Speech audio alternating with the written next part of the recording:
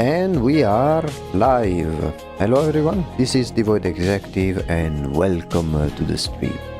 How is everyone doing? Hope you are doing quite well today. So, what we are going to do today is continue the main project about the two evil sisters, but we will go back to what we started last stream, which was on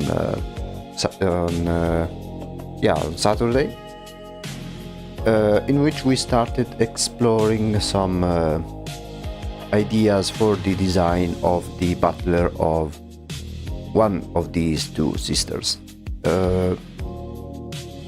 We made a few changes, but I think there are still some ideas we can explore, and then we'll see where this brings us. I hope that this stream will be as varied as the other one. I really enjoyed the last time, in which we also had a few tangents, but they were quite unpleasant. So, to show you what we did last time, we started working on this secondary character. Even though in this story slash setting that I have in mind, it may as well be a secondary character, but I think it is still an important one. At least when it comes to this character in particular.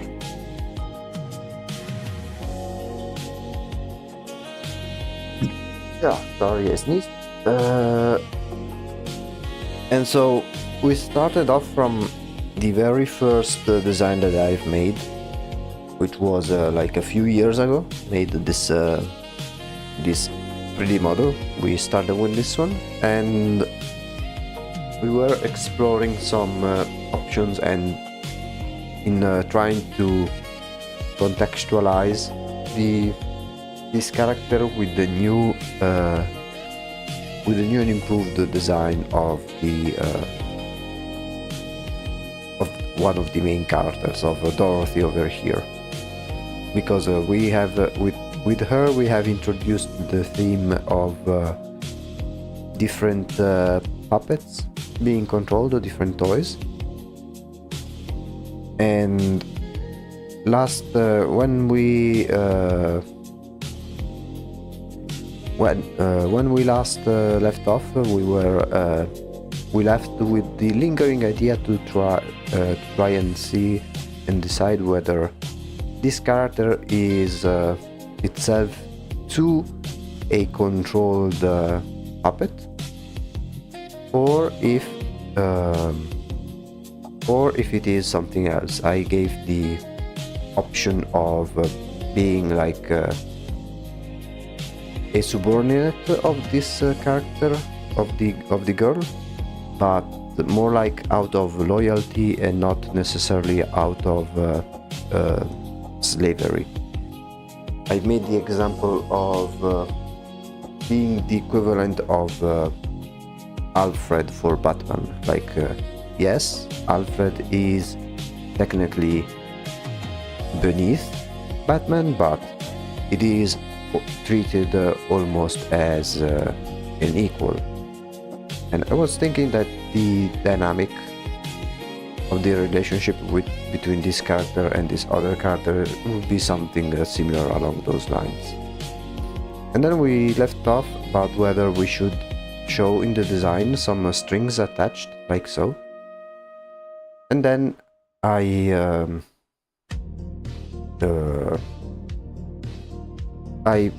just proposed the idea of making it so this one is some sort of higher tier puppet that is a rank above the other ones, like these ones over here. So some sort of commander of the puppet, so one rank below the girl, but one rank above these other very minor little critters. So I think we can continue working over here. We will not do a full-on illustration right away, and try to make some design choices into showing how this one is a rank above. So without further ado, let's begin. Okay. Let me check if everything is working fine, but it should be. So I was thinking, instead of making the wait, let me do something real quick. Let me move these ones on one side so we can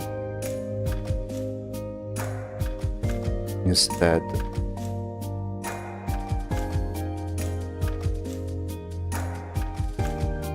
move the design over here.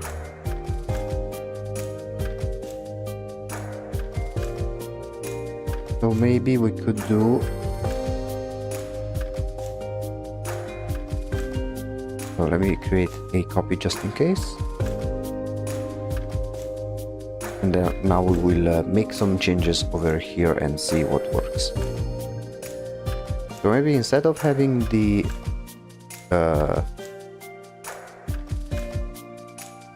not the cables but the strings attached as if they are controlling him, I think we should decide the positioning of these strings in order to make it so that it is visible that he is not necessarily under the same amount of control as the other ones are.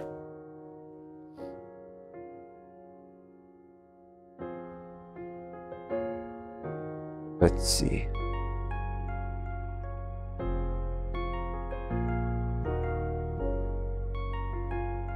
There we go.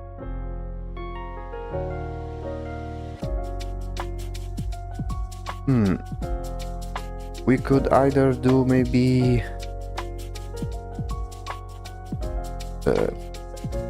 last time someone suggested to make these strings like broken.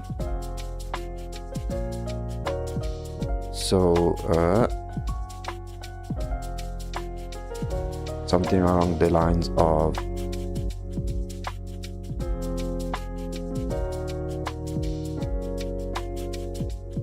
something like this.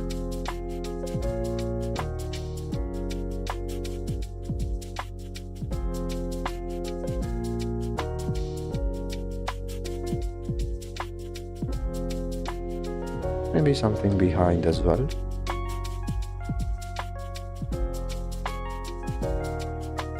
I think I will place them behind the guy.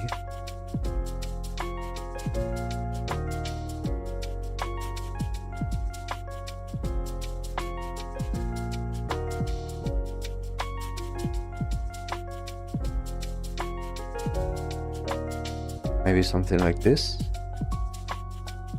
which he may use to control things or to attack. Can be a cool idea.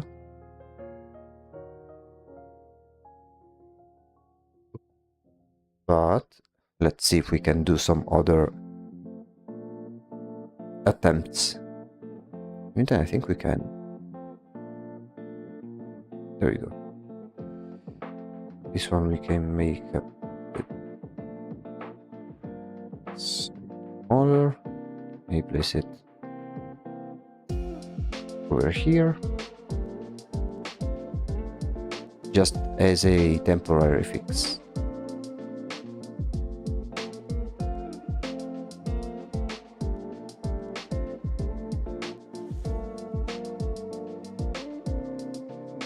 This one, let's move it all the way here. Let's see, what else can we do? I think it's best if we watch some references and see if we can get inspired by some of the imagery. Because I am noticing I am a little bit out of ideas, because if it was for me I would already go with this design over here, but with like without the strings, but with these sort of broken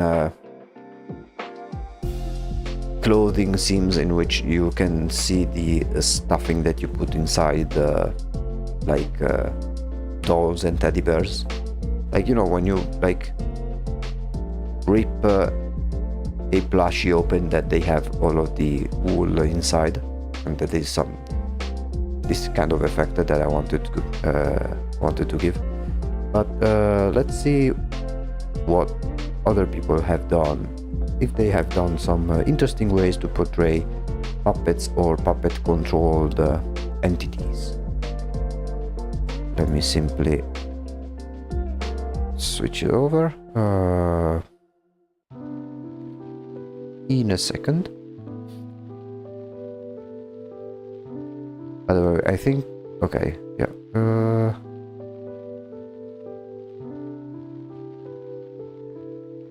okay, yeah, I need to resize the thing.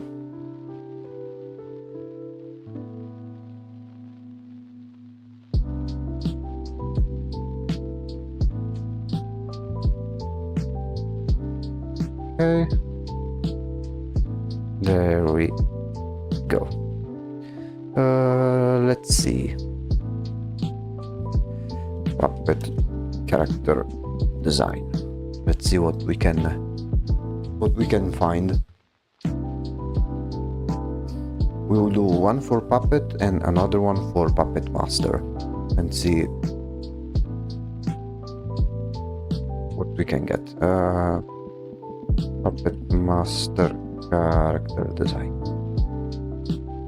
Okay, some things are very similar, and some things we already took as inspiration for the other one.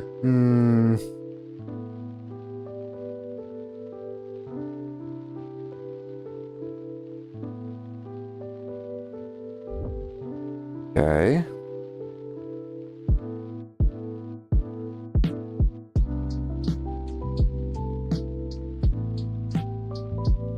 Okay, maybe we could do both of them.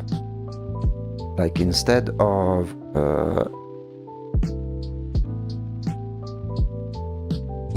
doing either this one or this one, we could do both of them. Let's see how they look like.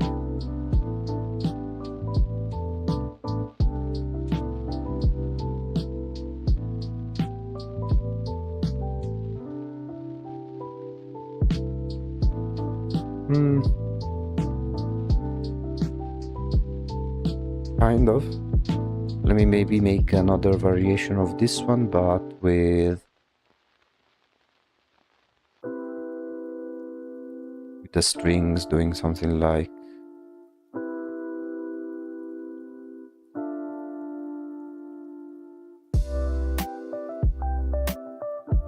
this maybe.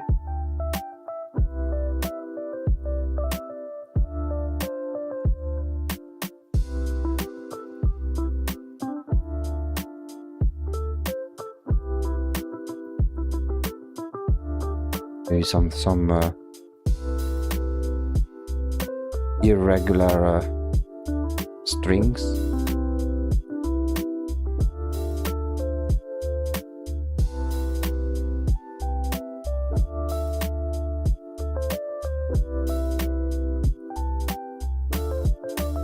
Let's go back to the references and see what else we can find.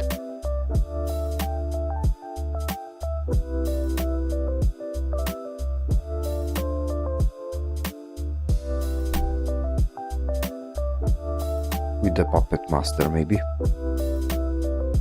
because I want to avoid doing the obvious hands holding the strings type of thing. I think that is something that has been already overused. Maybe something like this. I don't know.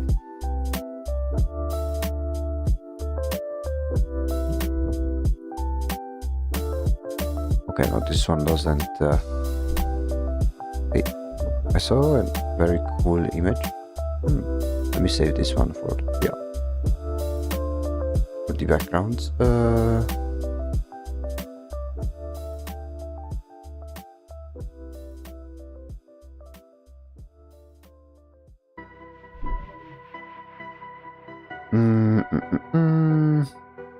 Let's see.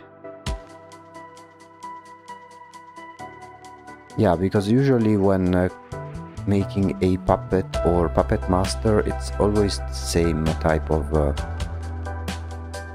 iconography.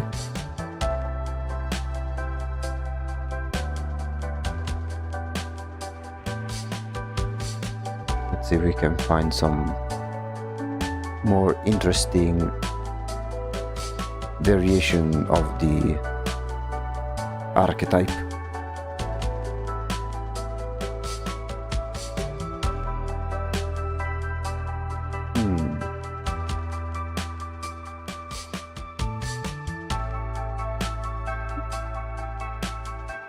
Because another option could be to make it as if it is an automaton, but I think that could be a cool idea for a different, like for a totally different character.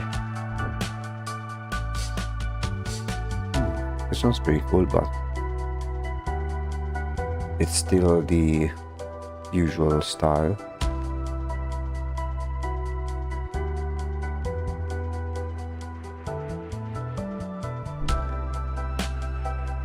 Or maybe we could make it hold. I don't know. Like maybe we could use the same old stereotype of holding the strings with the cross thing, but maybe do it in a different way.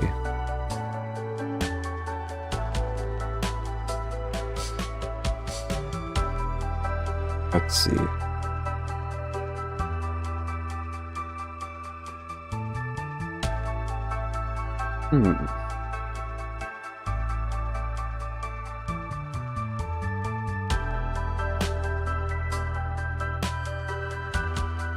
Oh, another variation could be something like, okay, let me switch it back.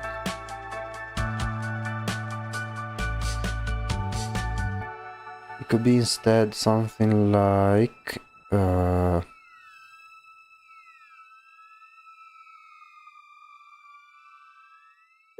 let me extend a little bit.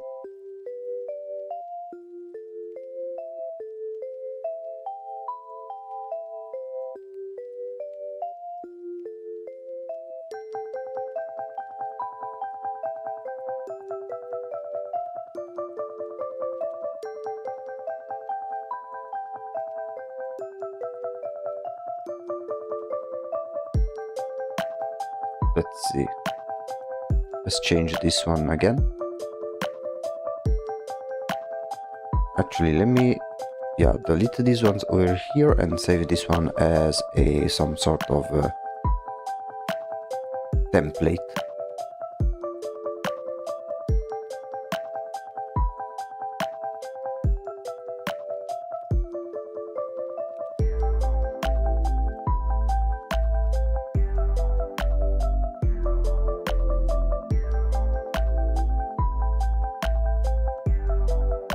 Okay.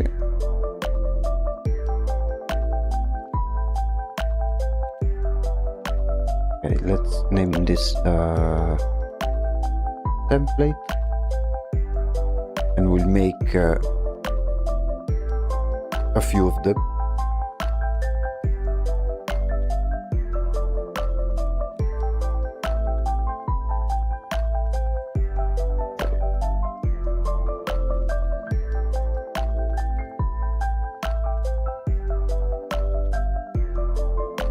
This one over here. And then for these gentlemen, maybe it could be something as simple as, like, because in the original design, now it's not too clear over here. Let me show it in the reference board. Yeah, so over here you can see how I made the skin as if it's made by some sort of fibers or thing. We can make it so that this creature is inside made of also strings, and maybe we could make them as some sort of tendrils that come out of the sides of the mask and then control the different puppets. Let's see how it may look like.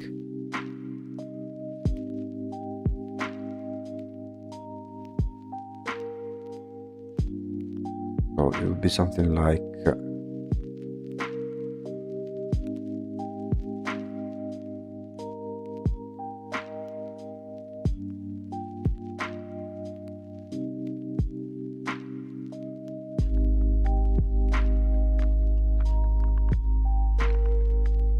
something like so, maybe.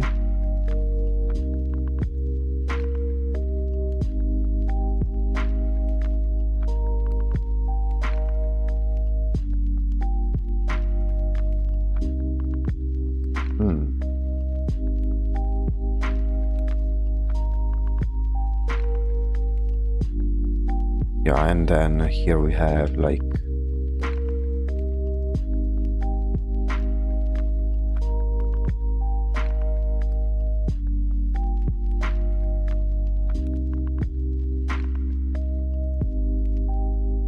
controlling the different the little guys.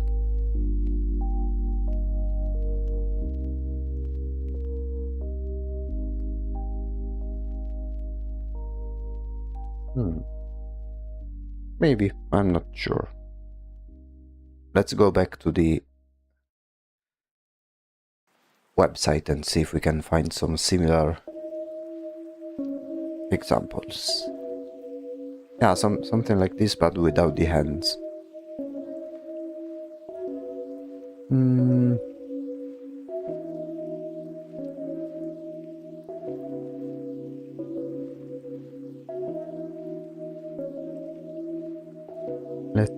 Let's see.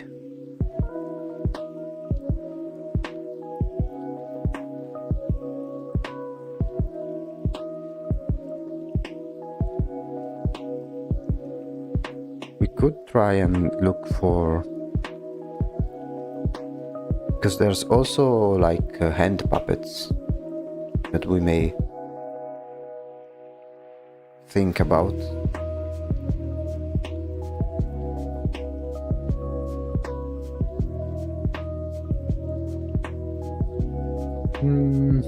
Yeah, here there are many images that are very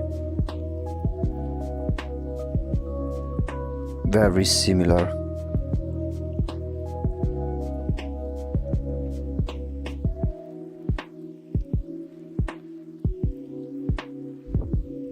Let's see on Google Images if we can find some. Let's see, all puppets.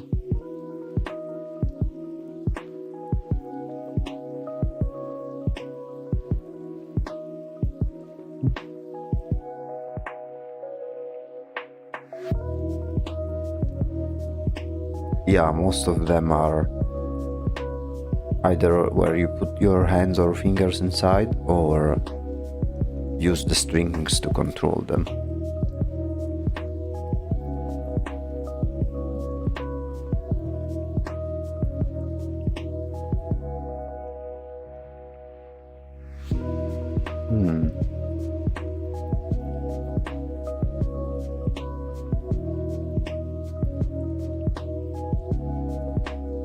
Yeah, I mean, if we can't seem to find an original idea on how to make this puppet master look like one, I mean, we can always go back to what's been working up until now.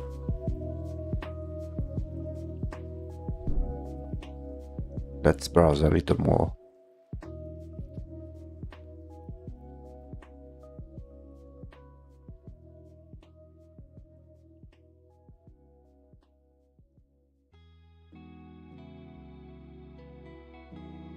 Because I think the key objective, let's say, is to find a smart and interesting way where to place these strings.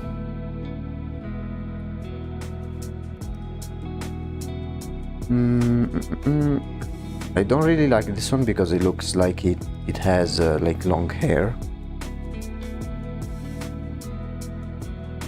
I think it kind of breaks the, like it changes the silhouette a little bit too much from the main body.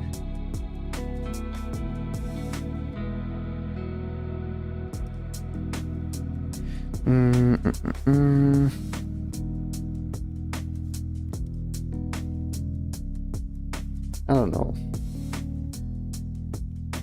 Really not sure. Maybe it could be something like have strings attached to the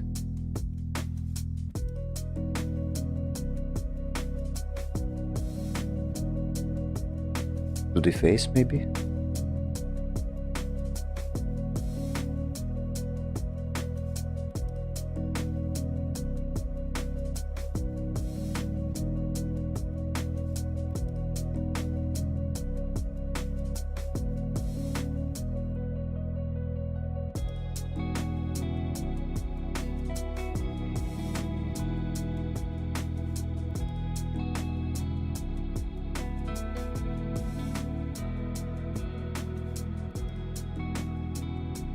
I don't know, over here it looks like it is a bit too restrained. Like its movement, its body movement may be too limited.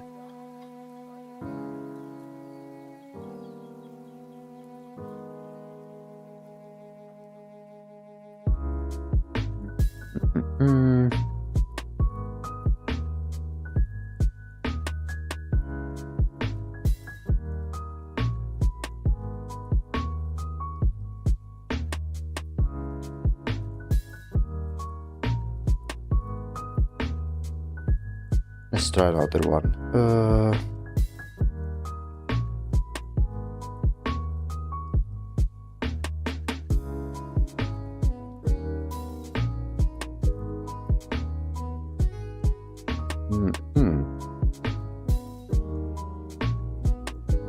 I was also thinking, I wonder if it looks nice if I add on the side of the jacket like a flower or something.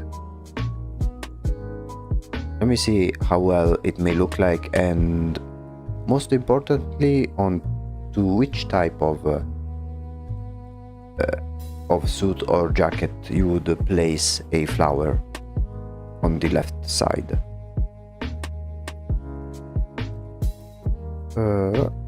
Let's see right away. Flower on suit.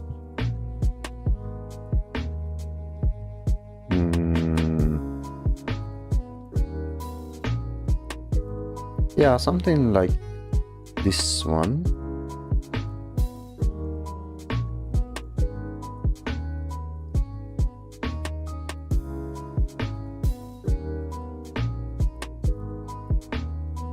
Let's try on Google Images maybe. Flower on jacket.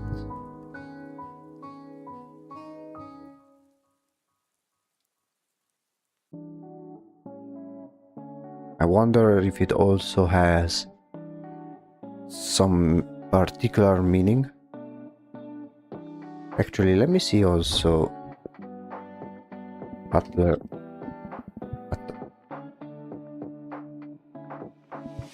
attire.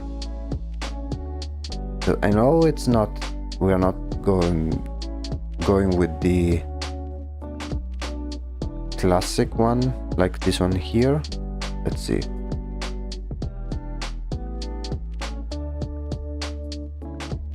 Butler's formal lunchroom and afternoon clothes.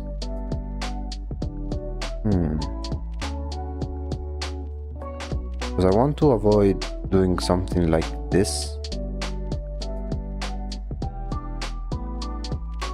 Because it's something that's been used and reused, but maybe, yeah, something similar to this one I was thinking of. But then I wonder if adding the flower... What's this? Final Fantasy.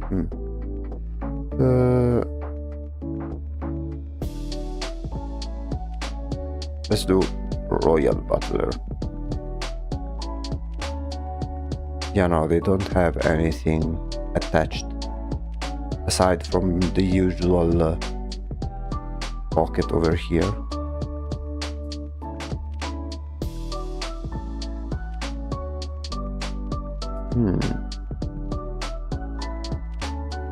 Yeah, I want to avoid going with the bow tie.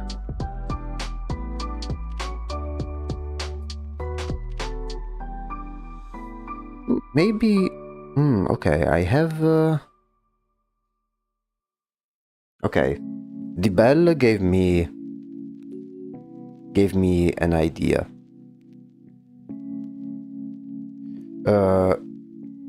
We could do like it has this bell. Or, I don't know. Usually the bell is used by the butler or the master. Because I was thinking maybe we could do it so this butler has like a little bell that he dings to sort of command and control the lower rank toys and puppets. We could either explore that option or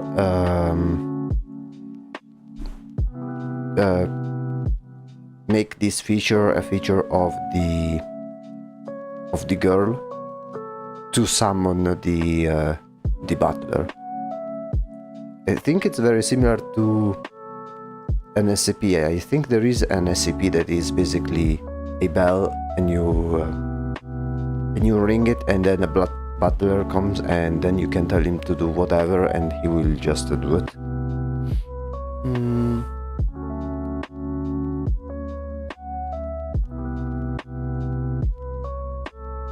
So okay, let's do something smart.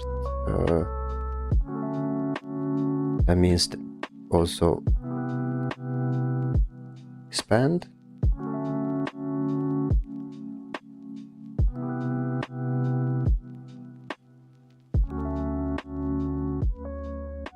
And then just put it in here, something about the bell.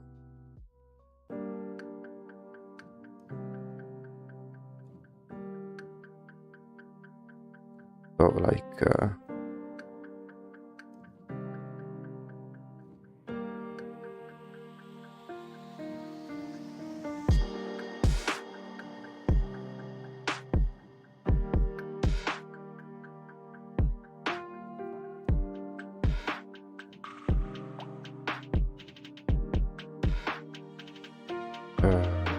okay.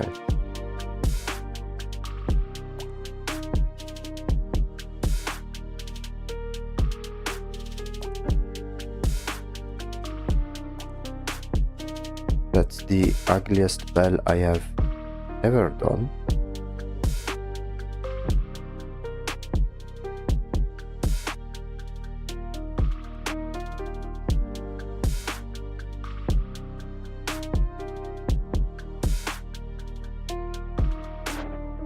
And then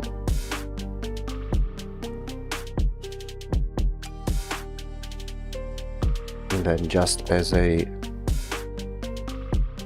Oh. Just as a placeholder, we'll just...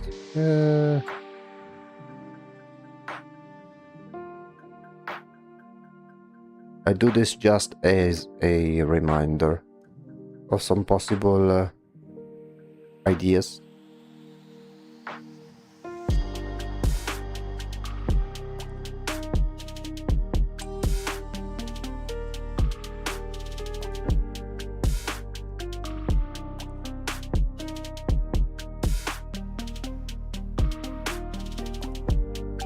There we go. Let's leave this one up.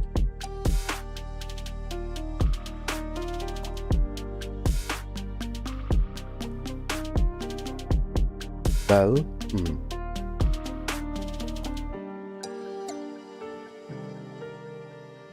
Let's see.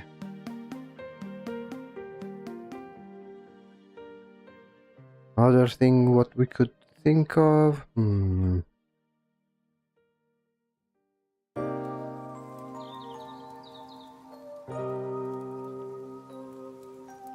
I don't know. We could...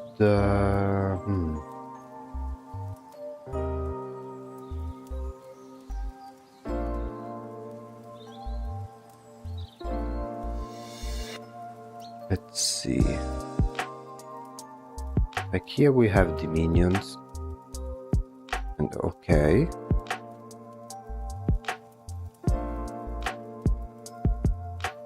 I think this stream will be primarily about looking up stuff to try and improve our design.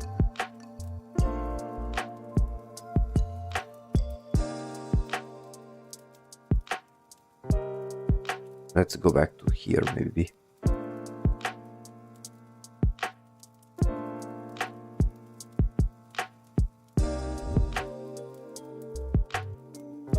Okay. These ones, they are not really puppet masters, but they are the... I don't remember the name, but in Greek mythology there are these three old women that share one eye, and they weave these strings, and each string is a human life, and whenever they cut the string someone dies. And they can like predict the future, but I don't remember their exact name.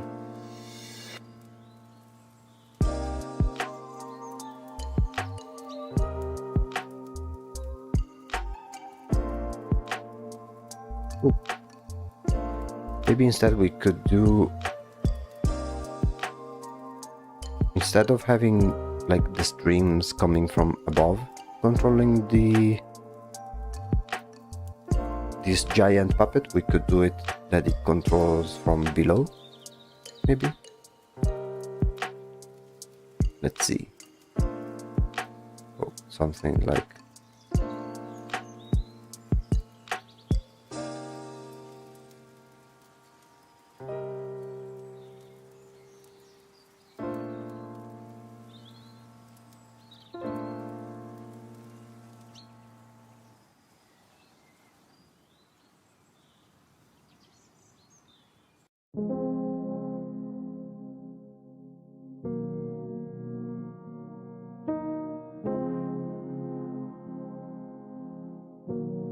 something like this, maybe?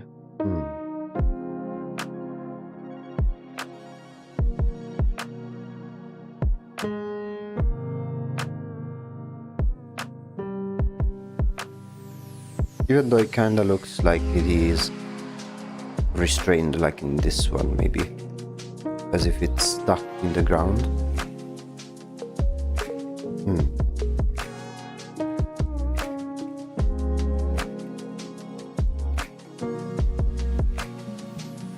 Oh gee, what's this one?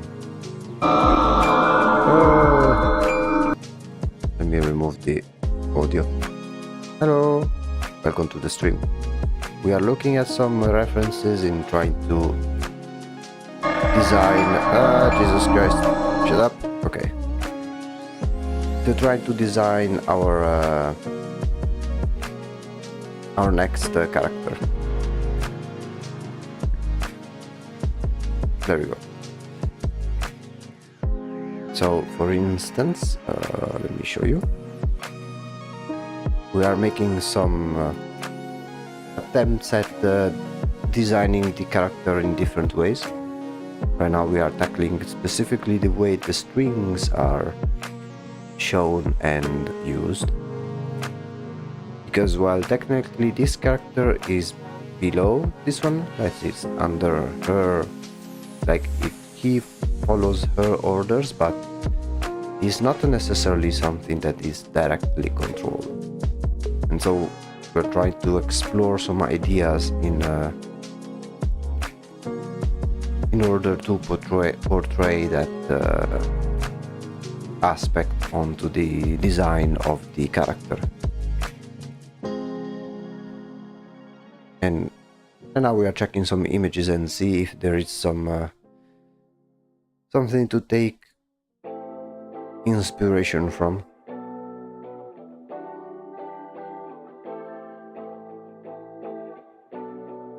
This one may look interesting, like a spider web of some sort, like this one. So this one looks like it's tangled up.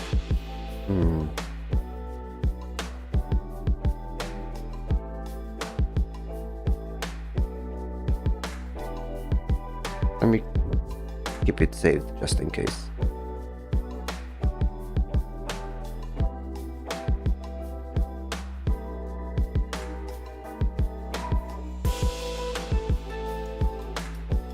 Yeah, because if we lean in too much on the web thing, it's something more appropriate to a spider creature of some sort.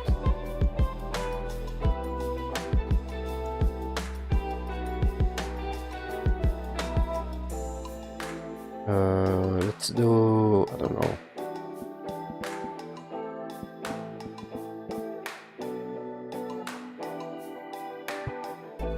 Let's see something like this.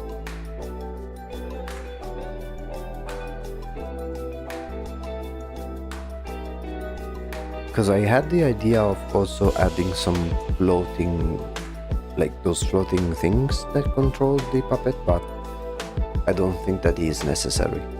I think it would be a little bit redundant. I think just adding the strings will be more than enough to give the message across. This one is a little, it's quite a unique way of portraying them. Let's see.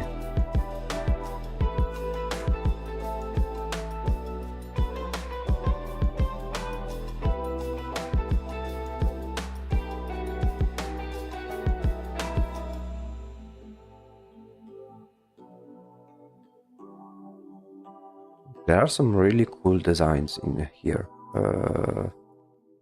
Let me save a few.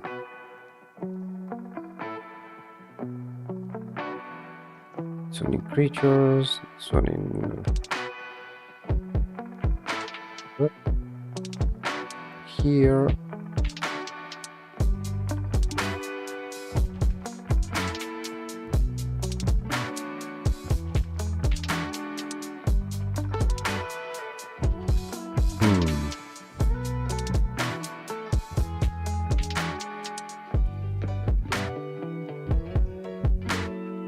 I don't know. Let's leave these ones as is for now. I think we will be, I think among the ones that we've made, the one I like the most are either, wait, let me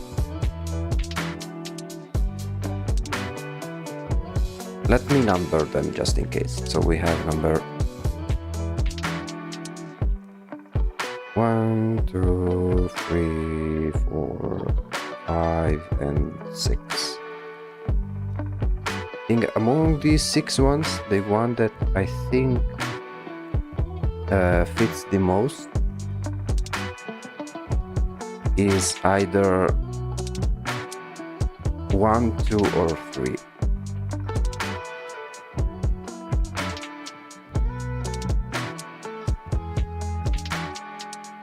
Maybe number 3, but instead of the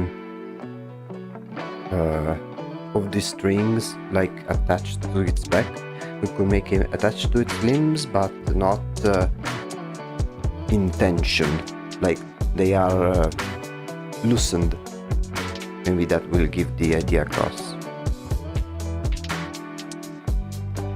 Yeah, let's give this one, let's make a copy of this one.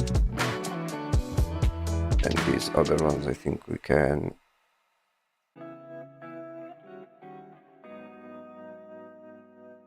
group.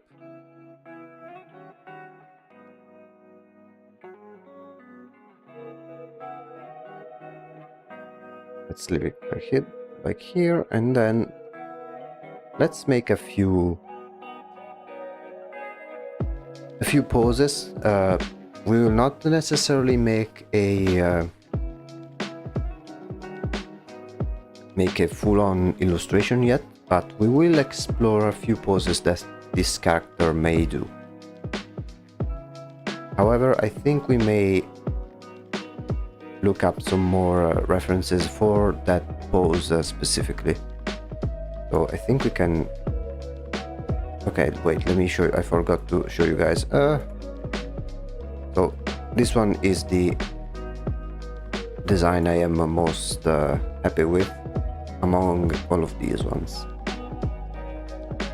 So now I think we will switch over here and find some references for poses, and then we'll try to pose our character in those different poses. I think I will choose around 3 of them and see how they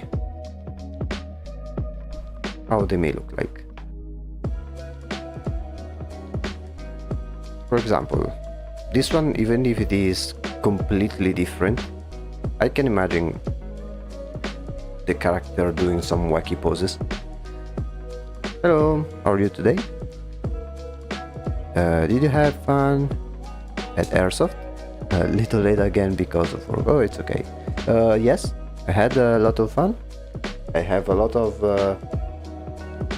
different spots on my skin because of all of the hits that I've taken. There is one especially which is on my thumb. Like, I brought some of those gloves, like some gloves that leather gloves or fighting gloves that should protect you, like, you know, the ones that people grab from MMA or something similar, like that they cover the hand except for the tip of the fingers, right? Well, I've had such a shit luck that one of those that I've got hit once on the left thumb in the exposed part on the side, and instead of hitting just the glove, and it hit it in a way that now I have like a giant bubble of blood trapped beneath my skin. Hello, welcome to the stream. So basically he hit the skin. It did not break it, but it broke something below the first layer of skin, and so this little bubble of blood has formed, and I did not want to pop it because when I got it my hands were very dirty. I didn't want to cause an infection, and right now I am stuck here with this with this. It looks like a how do you call the how do you call the dark spots that you get on your skin? I can feel the pain. I mean, it's not painful right now at all, but like, how do you call the black spots that you get on your skin? The ones that are pretty harmless, but they can cause a skin cancer if they are problematic. Like, it basically looks like it is as dark as one of those, but instead of being those little dark spots, it's just literally a bubble of blood. Moles, yeah, I think it's those. So imagine like like a pretty big mole-sized blood bubble trapped beneath the very first layer of skin on my thumb to the right side of the nail. No, yeah, not bruises. Bruises are when you get hit, but I think it's moles, the ones that we are referring to. Like those natural dark spots that you get on your skin for absolutely no reason. Okay, well, welcome everyone to the stream. So, let me do a quick recap of what I've done so far. Today we are dedicating into exploring a little bit more about this character that we started revisioning last stream on Saturday. Yeah, don't bother. Yeah. I don't want to. I don't need to. I don't need to. Like, I'm lucky that it didn't. Like, the skin didn't break. That's a bit of a spot. I mean, yeah, it was very unlucky. Okay, let me do a quick recap. So I made that bit. So we left off with this one as design, and last time we were entertaining the idea of making it so that yes, this character is is beneath Dorothy, which is one of the two main characters, the two sisters, because he is a butler. But the idea was to be a butler that it's not necessarily strictly under her control, but he does what she says out of loyalty. And the comparison that I made is something similar to Batman and Alfred, where yes, Alfred is Batman's butler and it is below Batman in terms of power hierarchy, maybe, but like he is regarded almost as an equal in Batman's eyes. And my idea is to have this character that is basically the Alfred equivalent for Dorothy over here. And because of that, when we started talking about the placement of the strings, I argued that maybe adding the strings like this, just like with the other puppets, it would give the impression that he is just another puppet, strictly controlled, just bigger in size.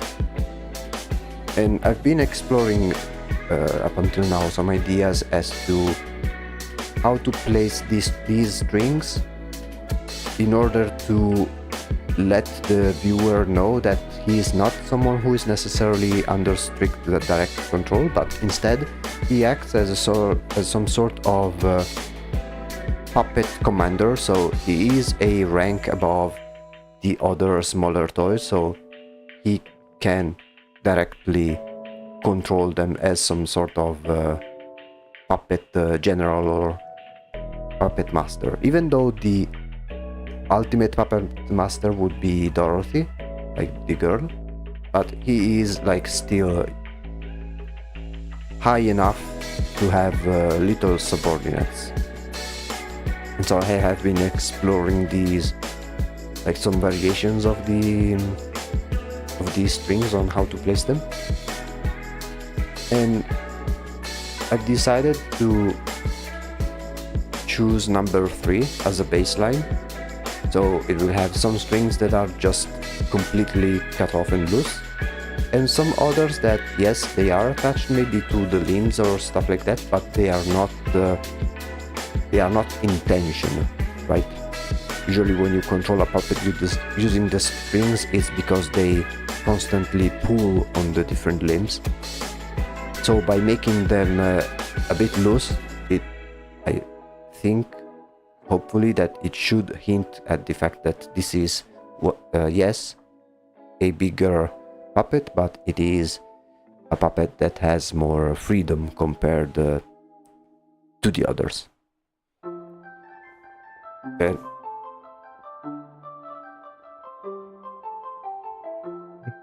So I made some space right now because I think we will do some very quick sketches on the same level as these ones, like with this same amount of quality, quote unquote. But we will do like 2 to 3 different poses to kind of establish the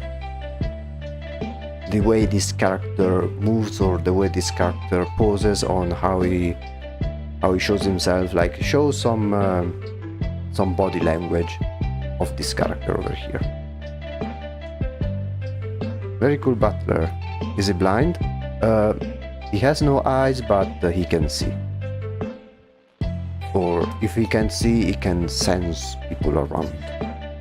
But yeah, if you ever encounter him, like he does move his head as if he is able to see you. And by now, I was just exploring on Pinterest for some interesting poses that we could use as reference to then translate them onto the character. The first of which, I think it was this one, because I like to imagine this character occasionally just bend into some weird, unnatural positions. Like I wanted to behave not too erratically, but in a somewhat weird way. I want to find also a pose where he just like watches from above, because this guy is very, very tall. Actually, let me see, just for reference, how tall is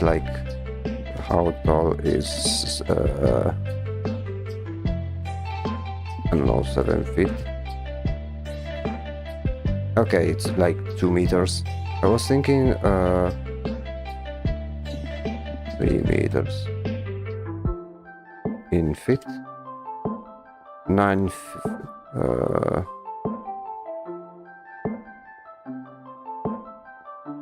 yeah, so I was thinking of this guy being as tall as a basketball hoop, maybe. Or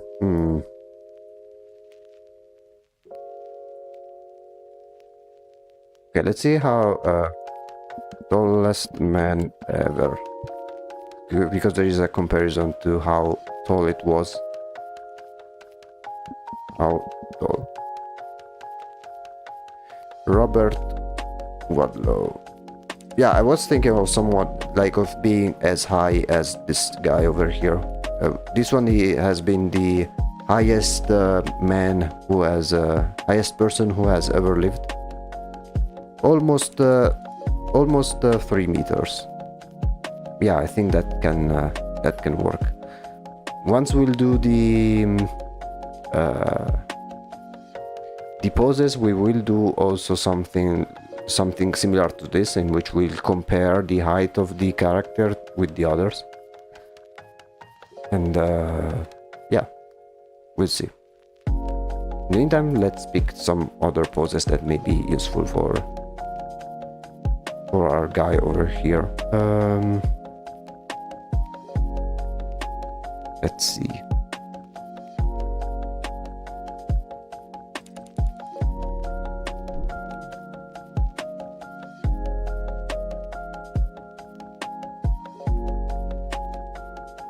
Maybe I have some poses that maybe... Okay, I like this one, but it's a bit... If I find some similar ones but different...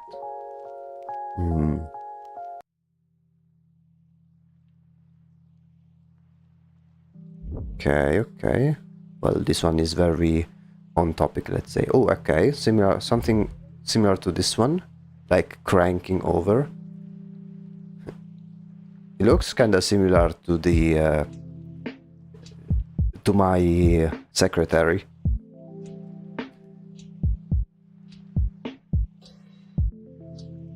Let me save this one. Okay, so he has so far number 1, number 2. Let's find the third one just in case.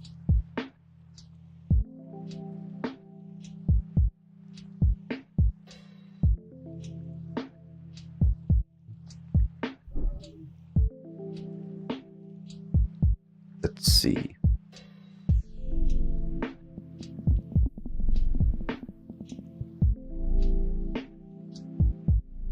Then maybe we can also change some things about these poses. I'll just use them as a reference for how to place them, generally speaking. What's this? Oh, this one's pretty cool. Let me save this one. Oh, already saved. Okay.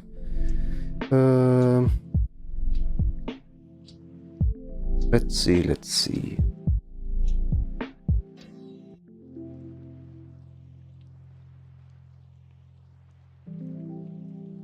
Because it is a very tall guy, so I want to avoid doing something too wacky like these kind of poses.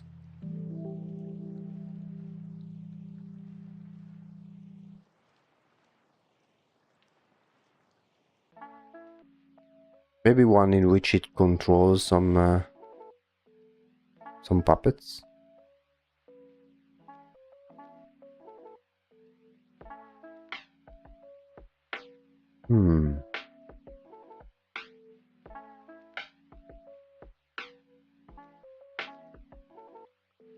Let's see. Come on. Will we manage to find a suitable pose? I mean, actually, fuck it. Let's do here.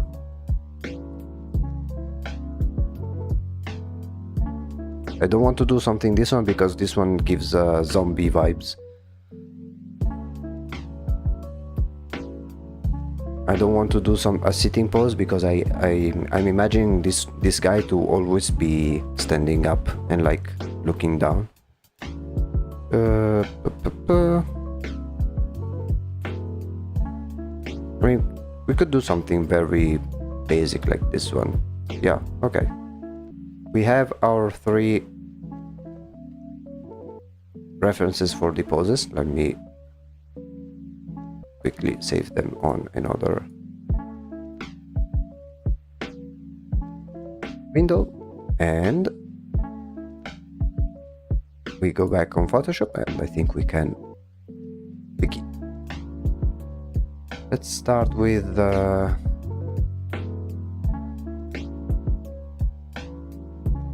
yeah, let's start with the one that's like looking down, bending over.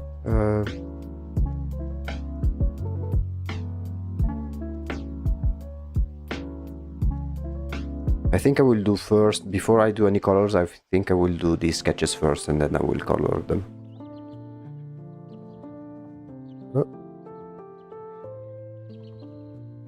Poses.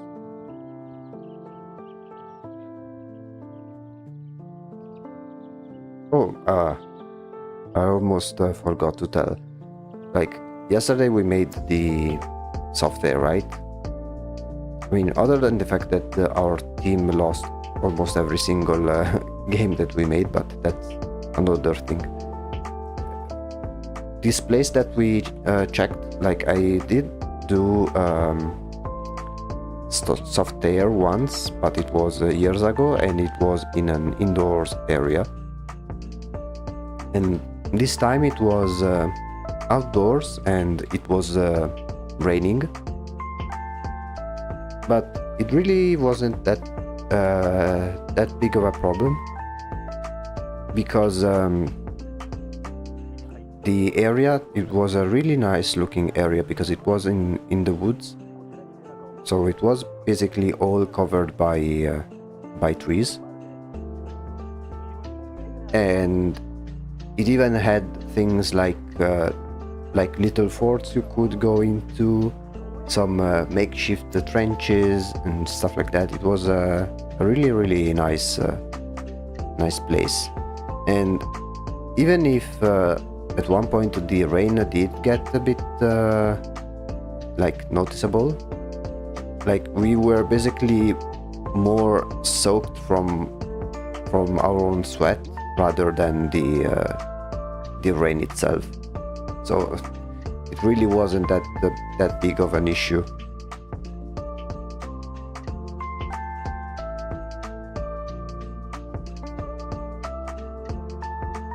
Okay, so now that we are placing it in this position, I think we can also showcase the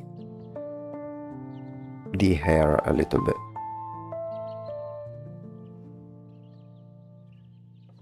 Because it has like, yeah, it has basically some sort of man bun.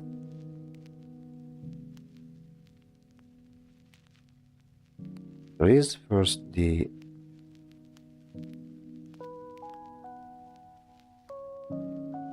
neck that does something like this, but then there is this sort of man bun over here.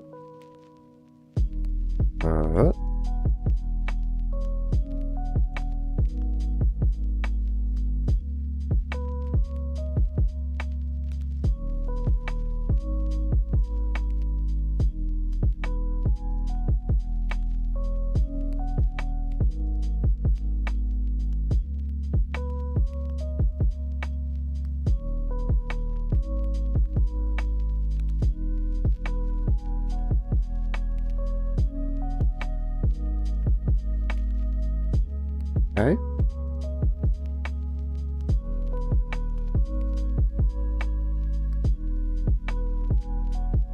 And now for the rest of the body. Let's make this one smaller.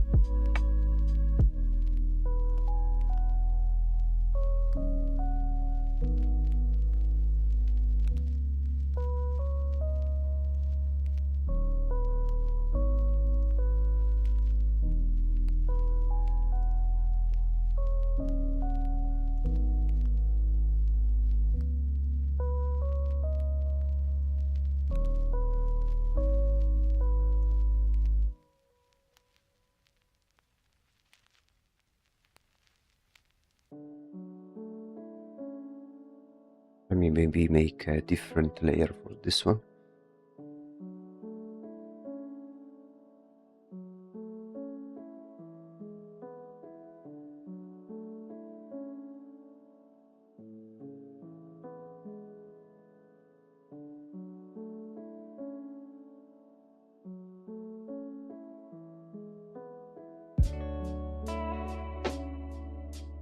Okay.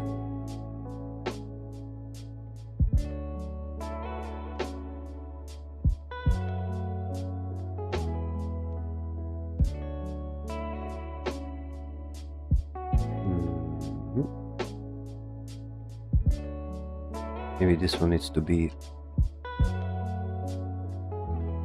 There we go.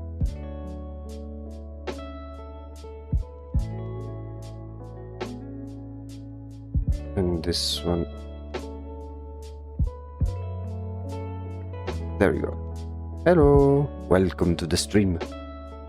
We are making poses for this character over here.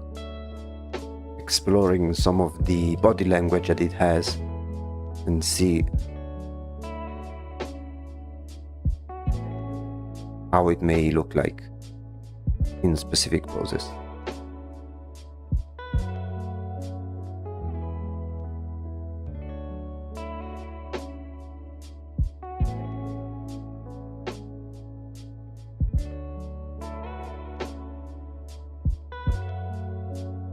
How's your day been? I hope it's been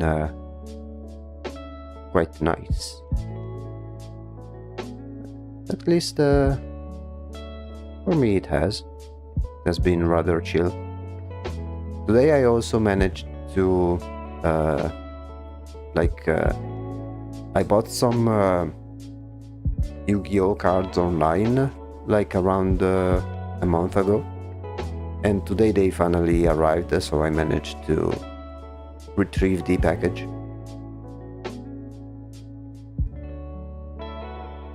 Because I found, me and a friend of mine, we found this very cool website that allows you to purchase Yu-Gi-Oh cards for really, really cheap prices. Like they can really go as few as 11 or 12 cents per card. Because they are kind of it is like an open market for cards. Like it's not a specific company that sells cards. It's basically a reselling platform where you buy from private owners.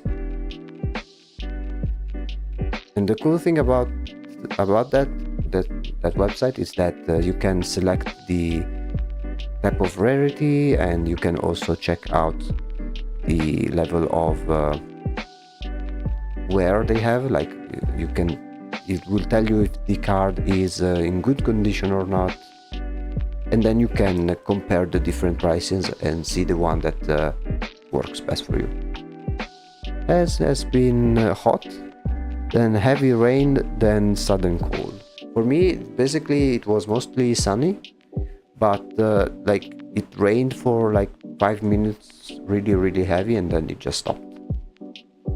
It's been mostly cloudy in here. But yeah, and another cool thing about that website in which you can order, in which I ordered the Yu-Gi-Oh cards, is that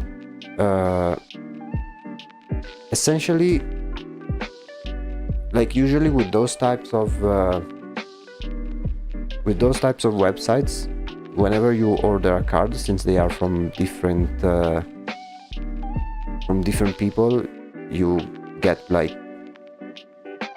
them shipped like singularly.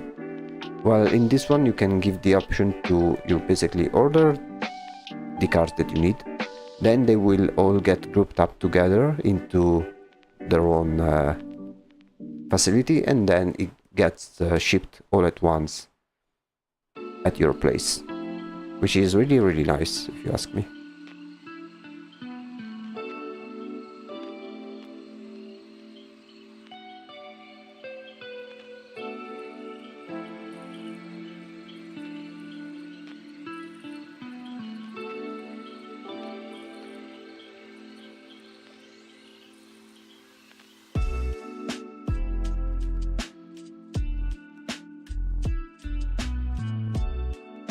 Okay, let's try and make the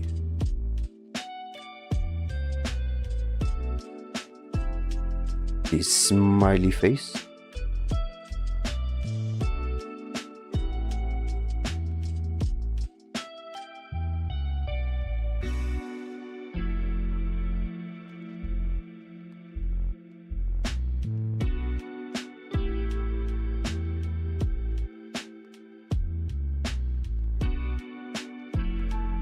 Do you have a cold today? Your voice seems stuffy.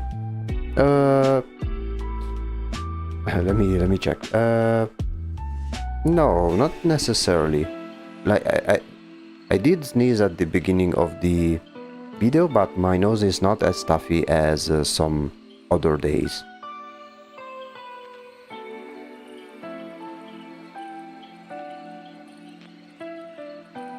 It may be my microphone, but the volume, it should be okay.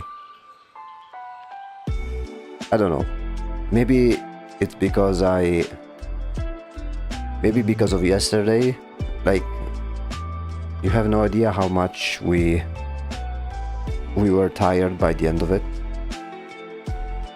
And then today I also went to the gym. So like, imagine being tired from the day earlier and then tired for the gym right after. So that may be it. I don't know.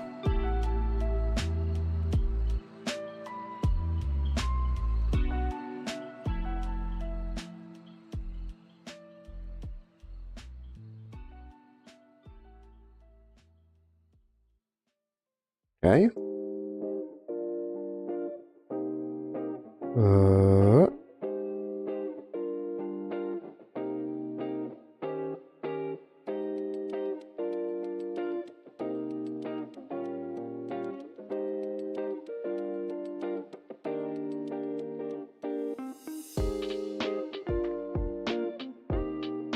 Maybe instead of making the legs always this stiff,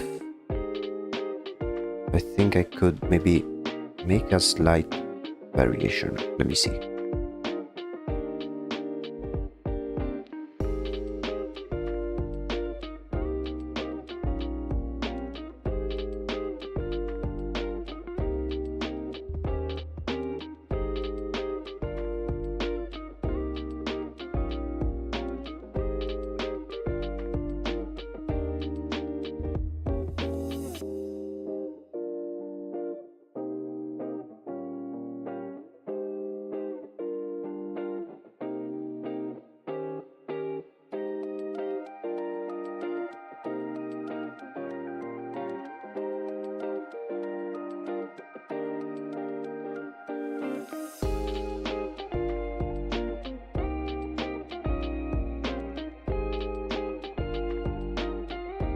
And then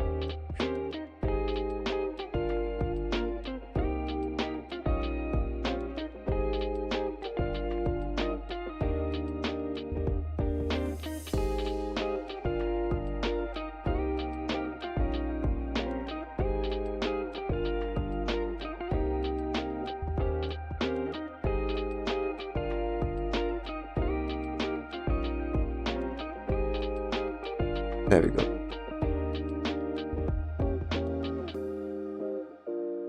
He don't bite, right? He physically can't because this one is basically a mask of some sort.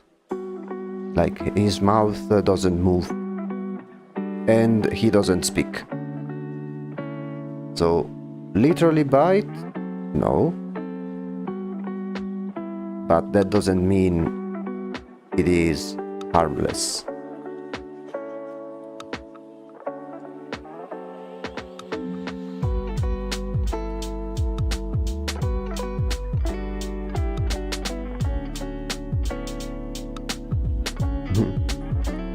Yeah, so it's still a good idea not to mess with it.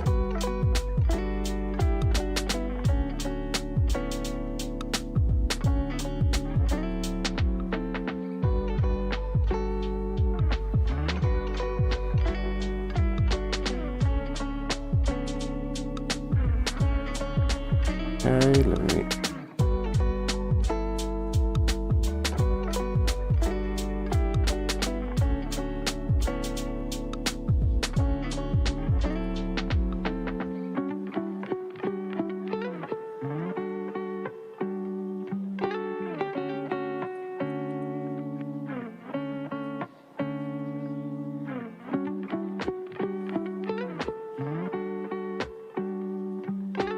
Okay. Now for the hands, I want to make this pose like the pose in which, like the pose he usually does when he controls the other smaller critters.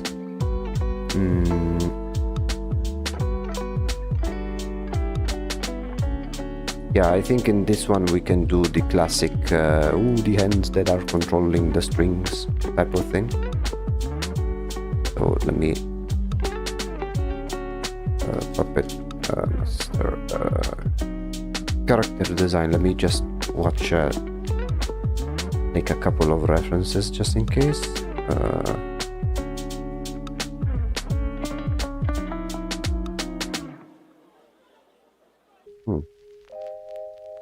Yeah, okay, I have more or less the idea in mind.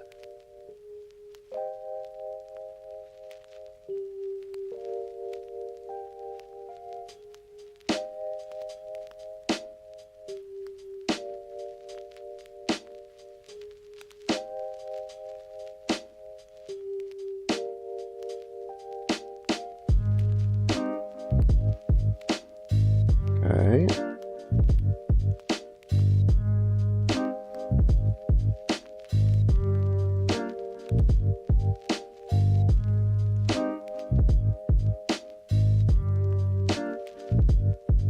And then over here,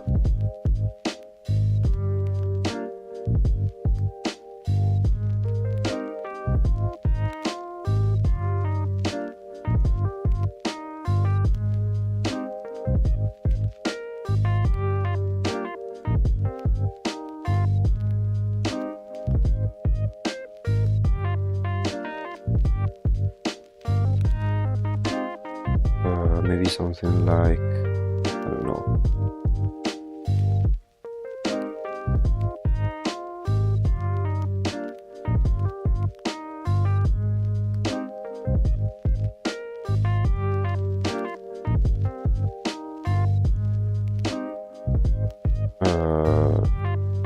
Okay, let me do it on a separate layer for now.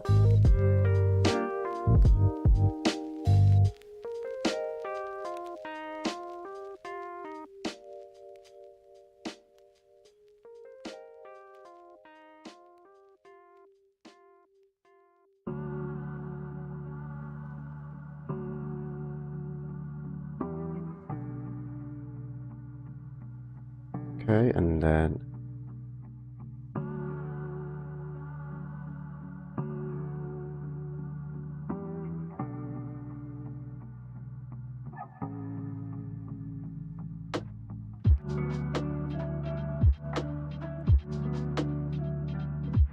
okay, let me see if it is okay.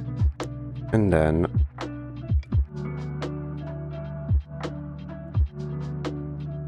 oh fuck it, I made it on the damn it. I made it on the same layer. Didn't want that. Do this instead.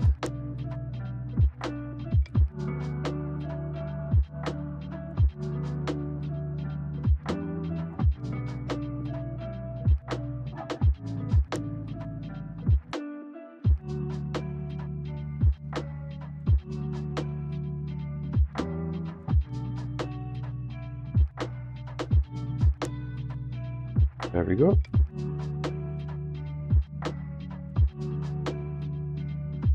Okay. And now here we make the ends. Let me see, copy master ends.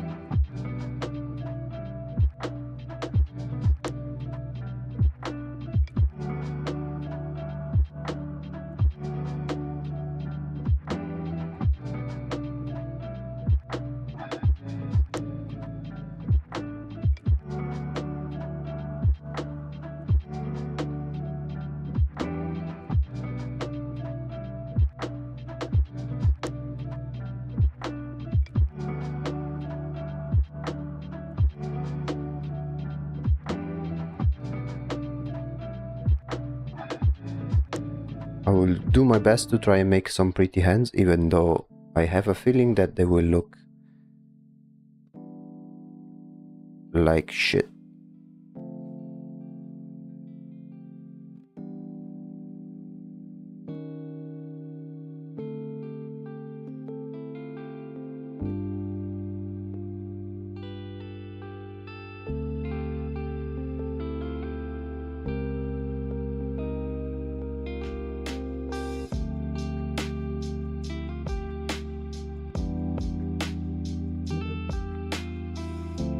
Kind of. I need to make the hand way smaller.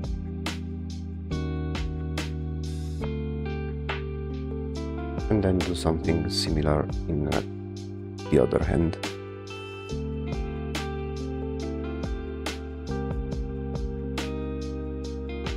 Like...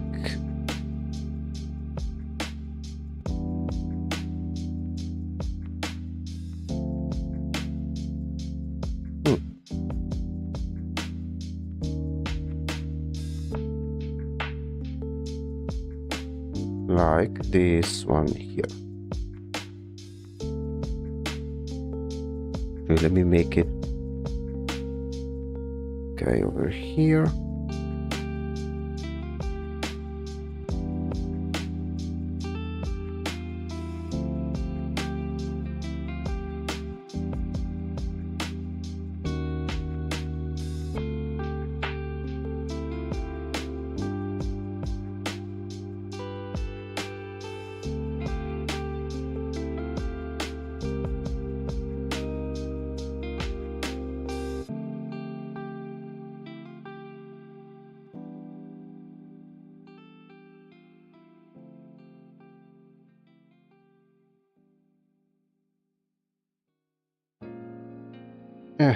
Looks like a spider more than a hand.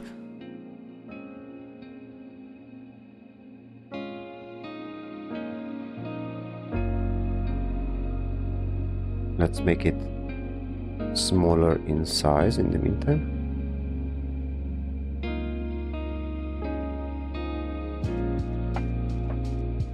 Clean things up.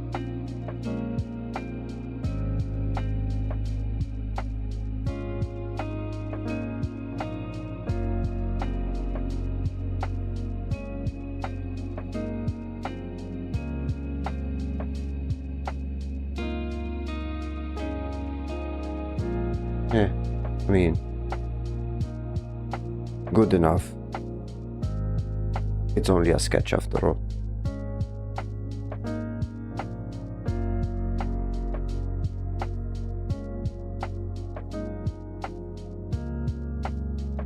Okay, and then as a last thing, we need to we'll make a sketchy version of the minions that are being controlled.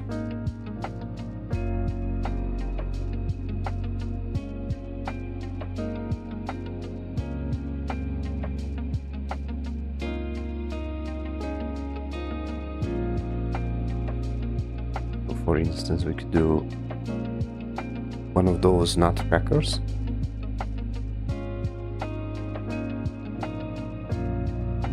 I draw one in a pose and then I will resize it.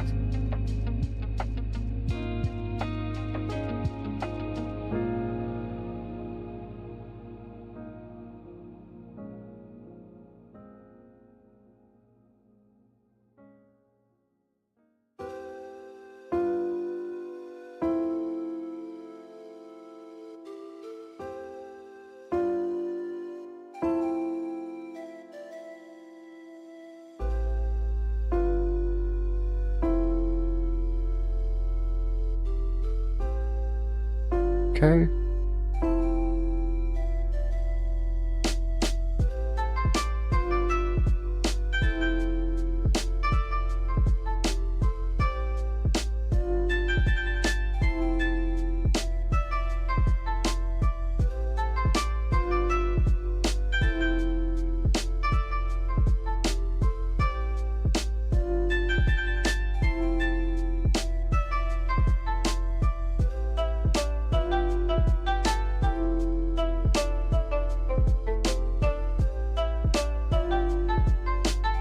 Okay, and then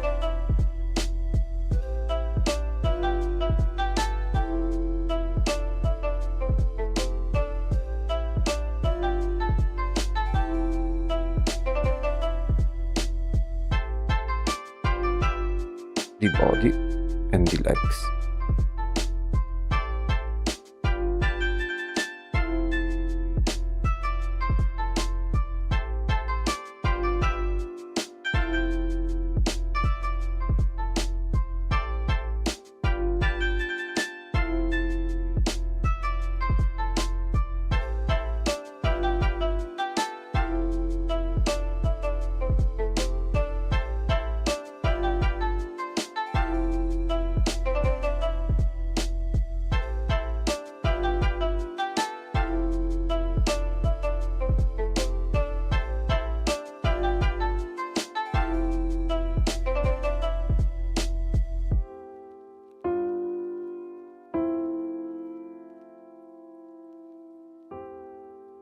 Okay, let's make this one way smaller.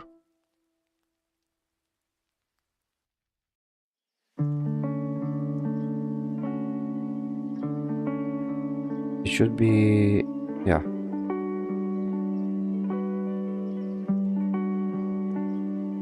Something like this. And then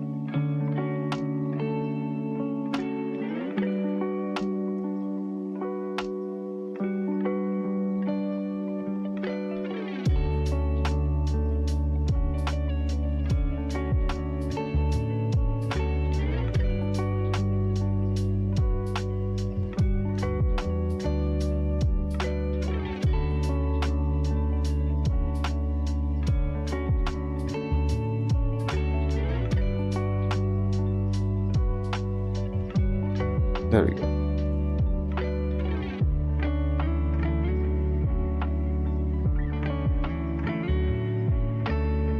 And then we'll make another one, I think.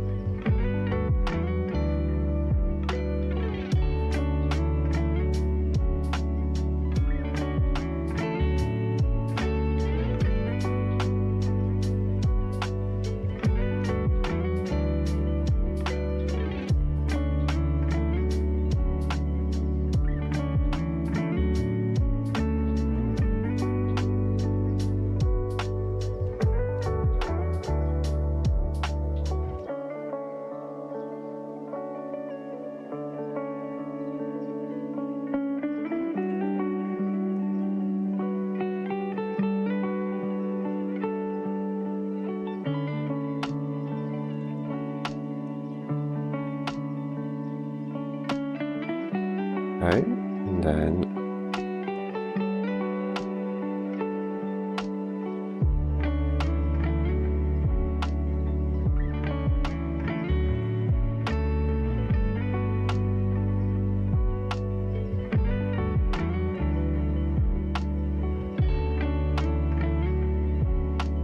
let's make this one more or less of the same size as the other one.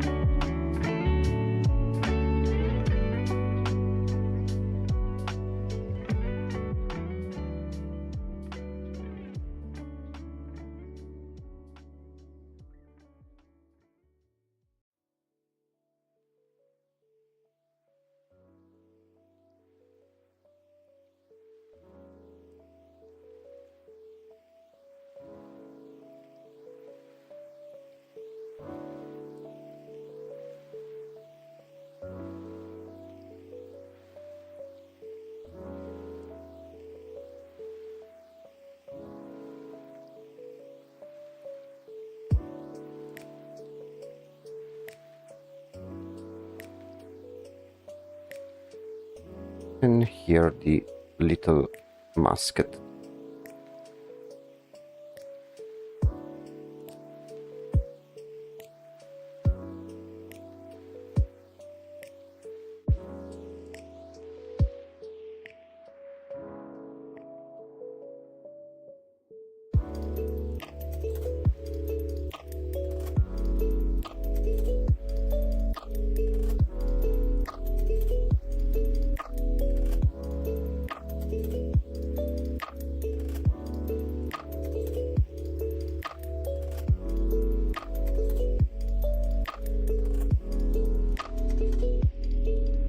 There we go. This is a very first sketch on the character controlling the different little puppets. I think this can be a very first good sketch. Although I was imagining it to be able to also control quote-unquote remotely, like not necessarily having the puppets be physically connected to his hands. Like I was thinking of him having basically like his ability to connect the thread. I am imagining the thread to be kind of everywhere around the house of Dorothy, and like as if it acts as some sort of network that Dorothy and the Butler can use to control the different puppets. It's kind of like if you have ever played Hollow Knight Silksong. This kind of in the same way that the enemies are controlled by the silk, which is present everywhere around the world, as some sort of invisible thread. In here it's a little, but it's something kind of similar, in which if he wants to, he can just pull a string and control some puppets that are very far away. Like this one is just to showcase his ability to control the puppets, but his ability to control the puppets is not confined within having the hands busy, essentially. Yeah. So we will go back into making the other sketches, but before we do any of that, I will do a very brief break. I will be right back.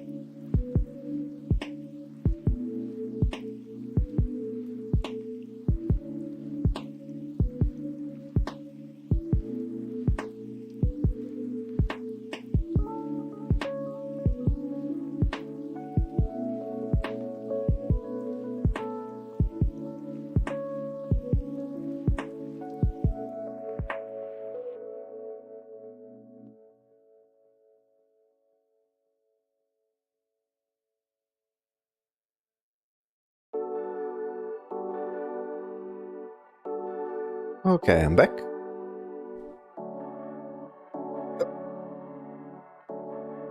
Now I will wait. I will not color this one yet. I'll see if I can manage to do all three poses and then we will color them. They are pretty straightforward to do. If an apple is wanted, then an apple may be head. Hold on, maybe I missed some part of the conversation.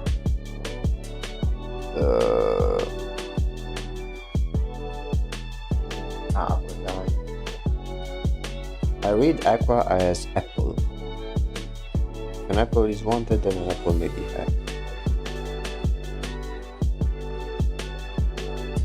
I am someone who generally likes apples, although it may be one of my favorite fruits to eat, but most of the time I almost exclusively eat bananas, and not necessarily because it's what I like the most in terms of flavor, but because they are the most handy to eat. Like, if you think about it, peeling it off is very easy. It doesn't get your hands all dirty, unlike some other fruits like peaches. Very easy to eat, very easy to hold. You don't have the problem of having the little seeds because they are so small that you can just eat them. Like, it is, in my opinion, the perfect fruit in terms of functionality in how to be eaten.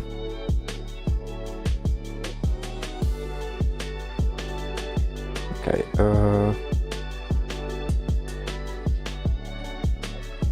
let's make a copy of this one.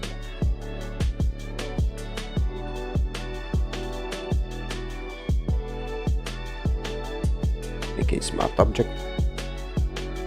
Actually, let me just turn it off. There we go.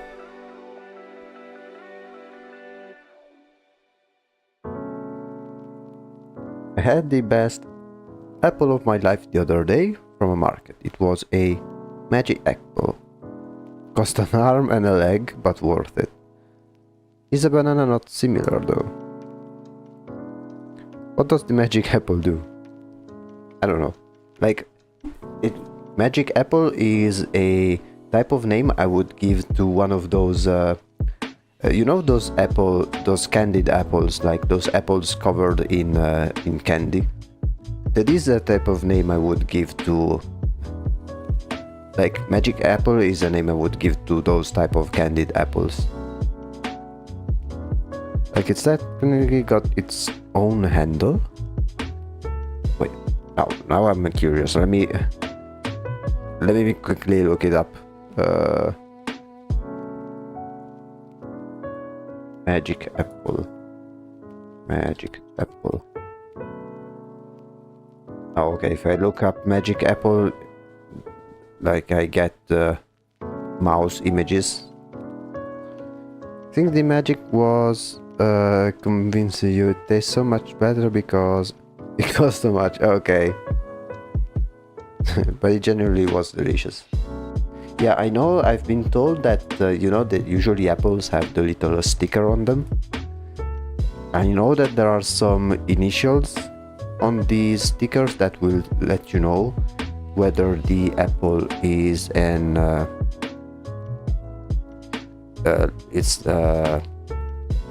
how do you call it, those genetically modified fruits or not. So that can be a good way to verify if the fruit you are eating is a healthy one or not.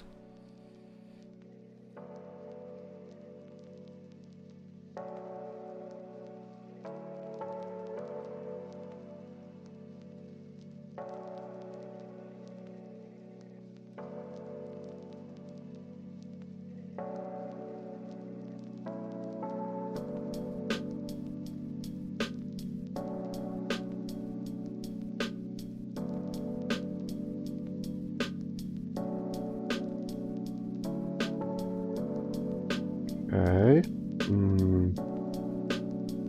For this one, I'm doing the torso first. For some particular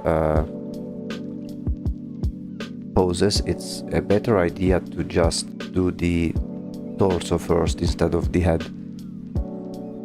Because it's if you do the torso first, it is much more easy to place the head later than the other way around when it comes to particularly contorted poses. And even if it may not look totally anatomically correct in this case, like, even if it looks like it's breaking his spine, it is fine because it's a little bit intended for this type of character. Because it adds to the creepy factor, I think.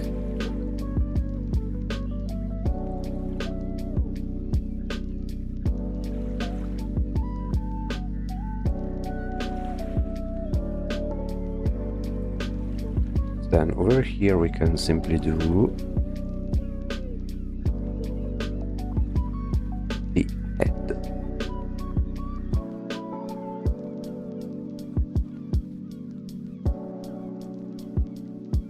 Do it separately and then I will basically attach it to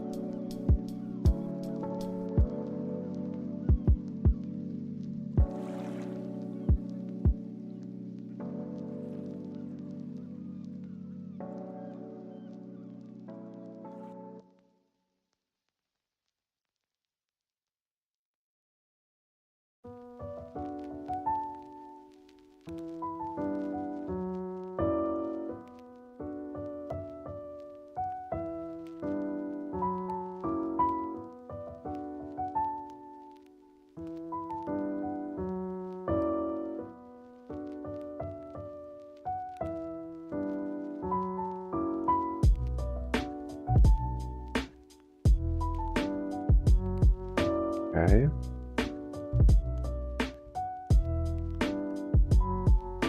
Then we can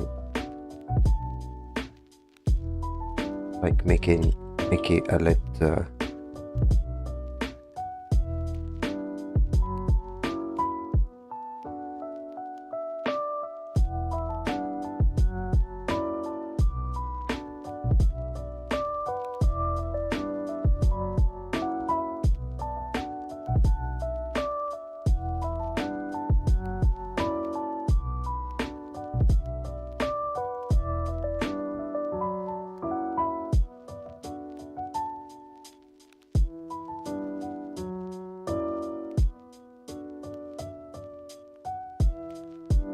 Okay, then we make the man bun.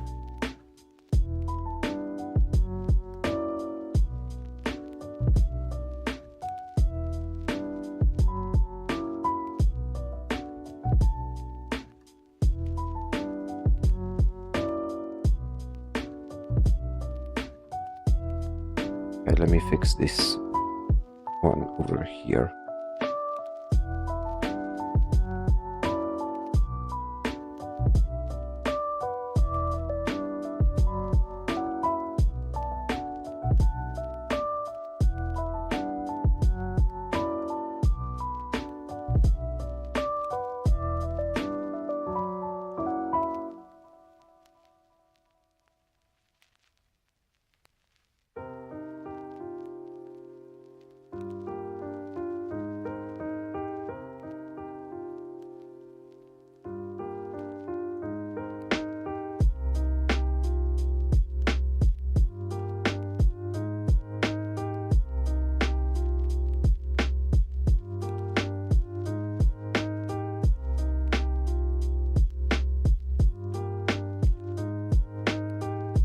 Okay.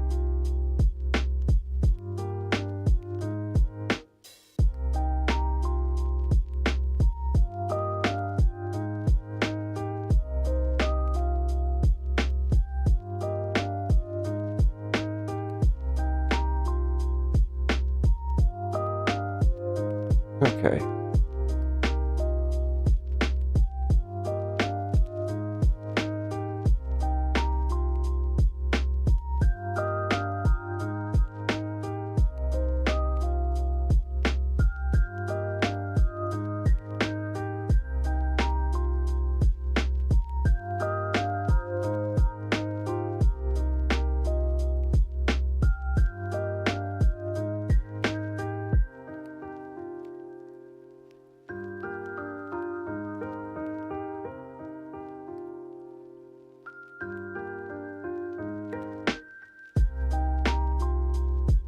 Here we place the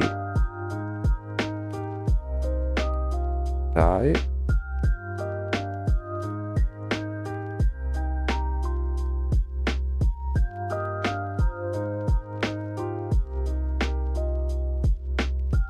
Here.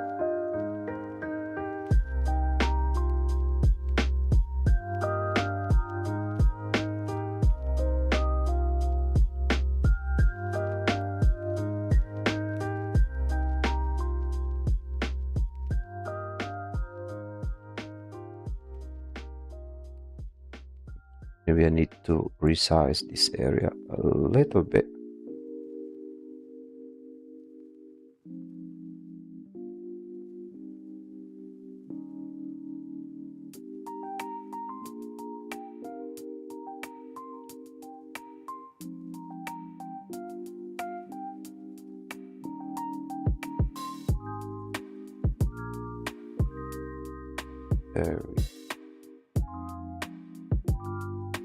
There we go. Let's make him a bit smaller. Let's use this one as a reference for the size, more or less.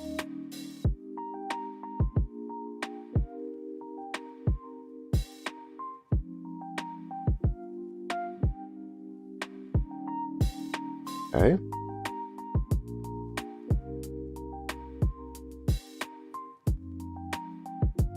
Let's place the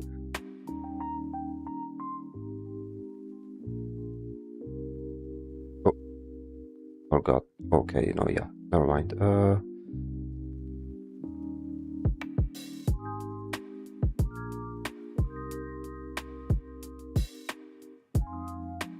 Okay, let's do the same thing for this one.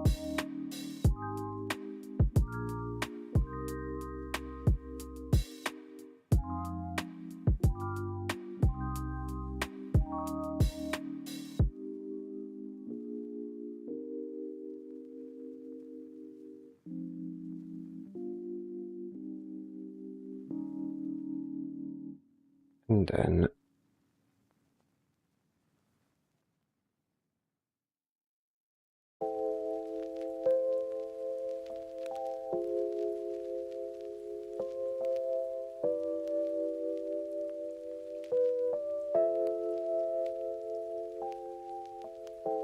his very slendy legs.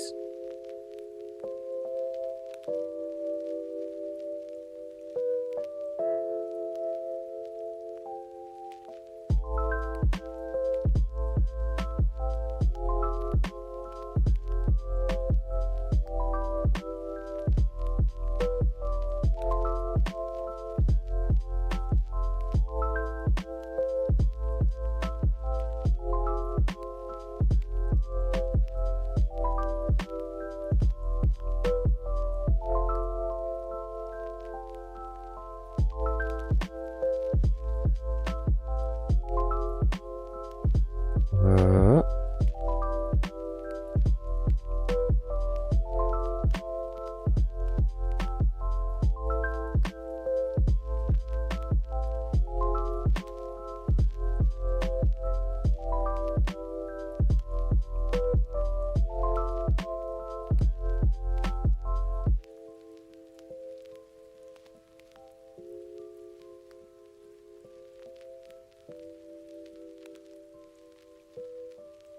let's make these. I always have some sort of trouble making the shoes, but. And now for the position of the hands. Let's see.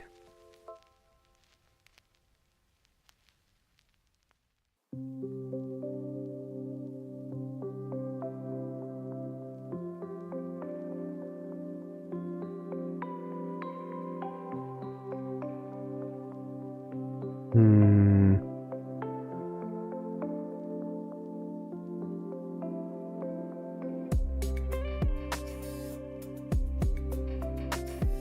Right, let me make this one a little bit smaller.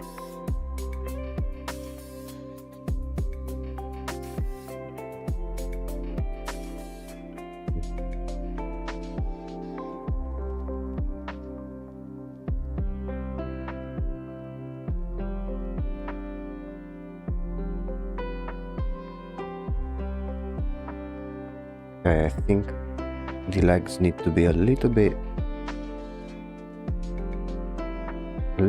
shorter.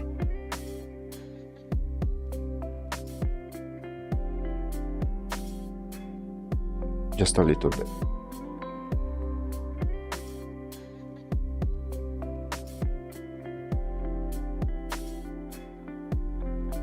And make it larger like this. There we go.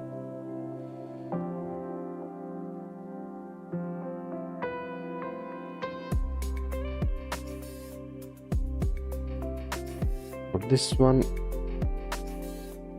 let's make a copy. We will place this like so. With this one,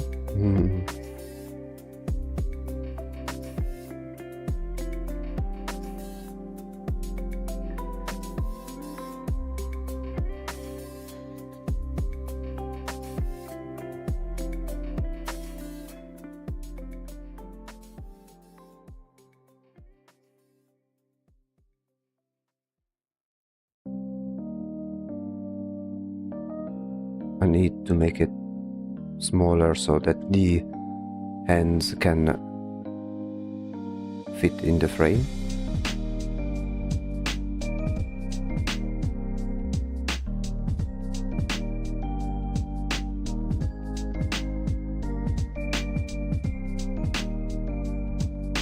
There we go. Good stuff, bro. This sketch is looking good, and now I have to leave again. Screw you, school. Oh, it's okay. Hey, glad that you are liking the process that we are doing over here, and yeah, I will see you around.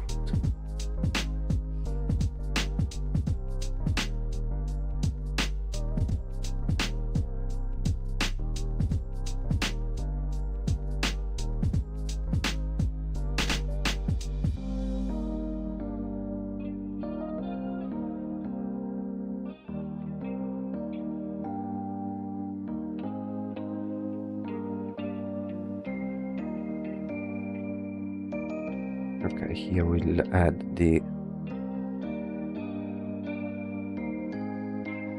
broken area. Same over here.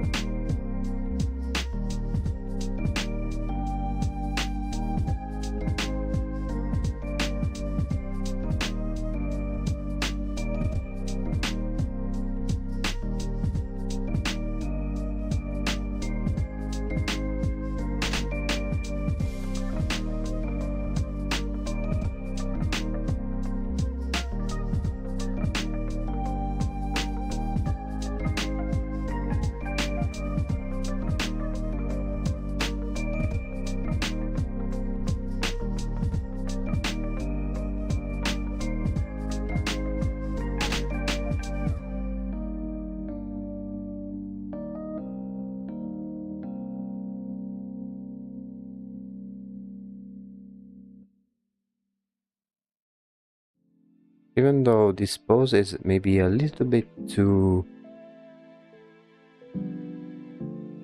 I want to change the placement of, or the direction of these arms, because the pose is a little bit too fruity in a sense, while I am imagining this guy to be creepy and eerily still, like it moves in some ways that are not too extravagant.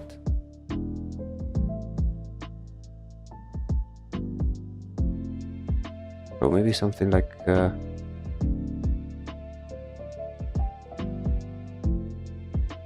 this, and then maybe something similar for the other arm. Let me see what happens if I move this arm instead.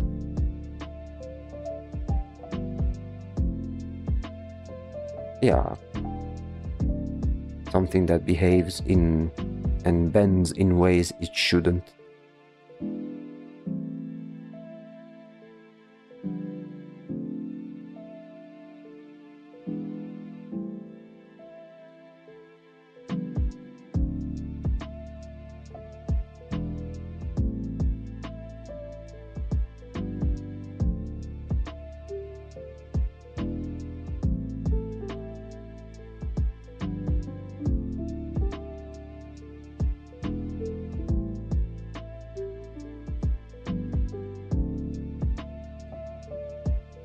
And here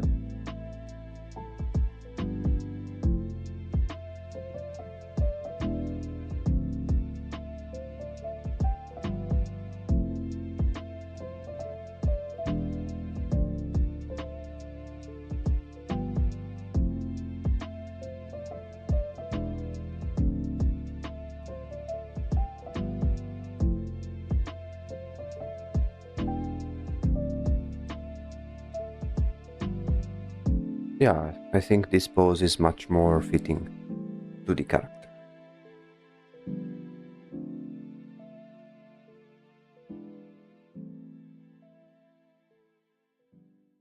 Let's clean it up a little bit before moving on to the last one, which is, it will be a more neutral one, and then we will color the three sketches.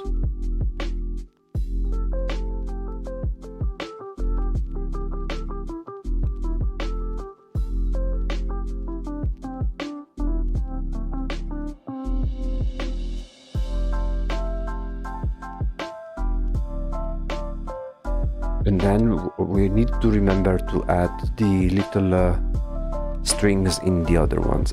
Actually, let me see if I can add one on this one as well. Or maybe later.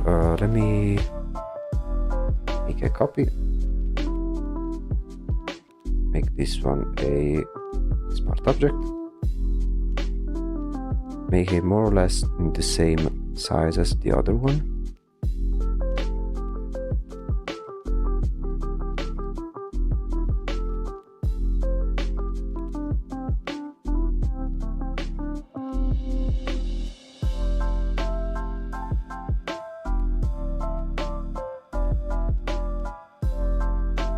Okay.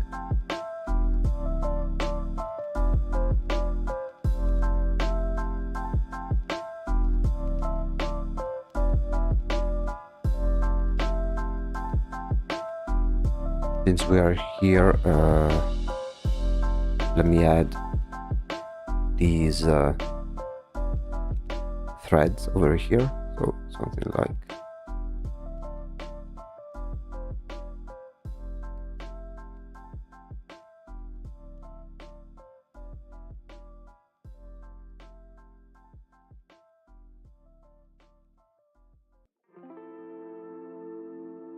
like so, and then maybe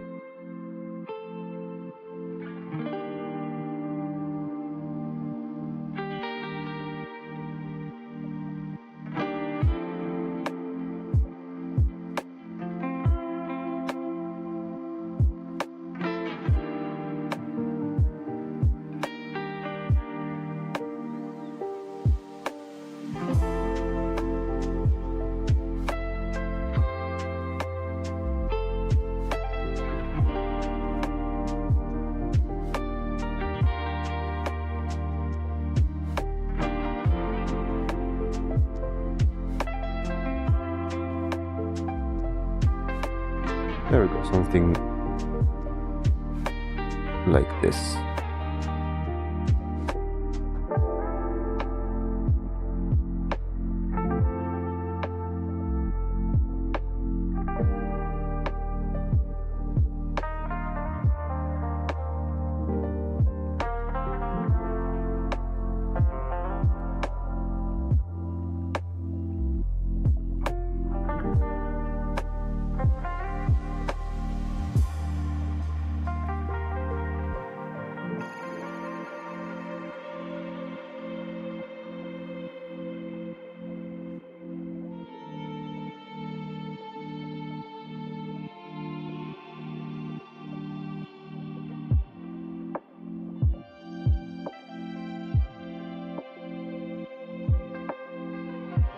Okay,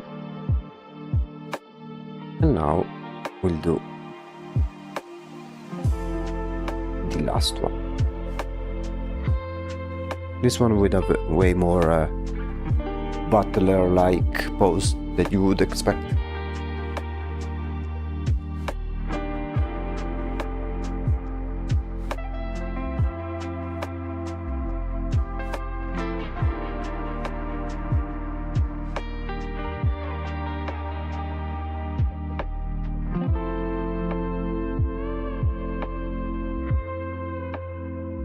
Okay,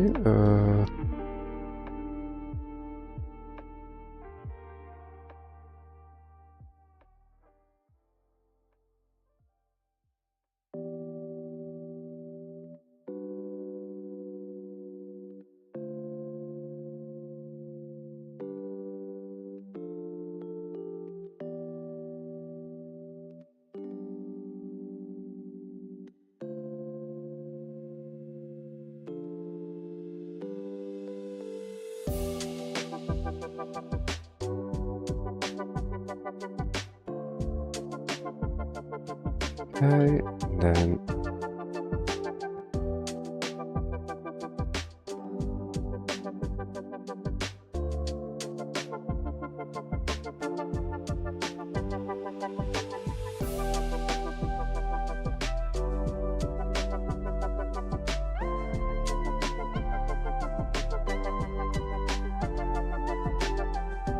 go.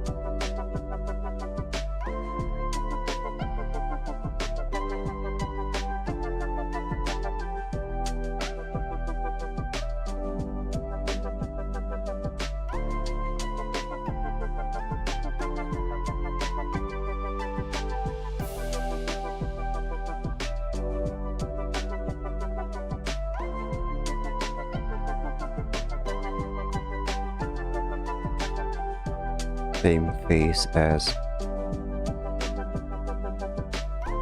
go.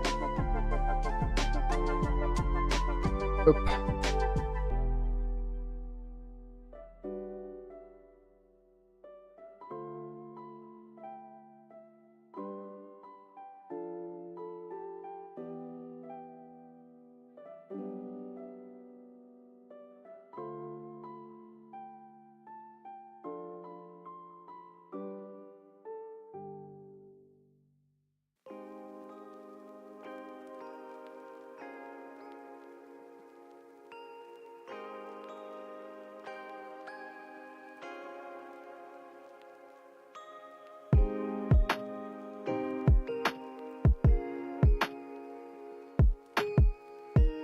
And here the big old smile.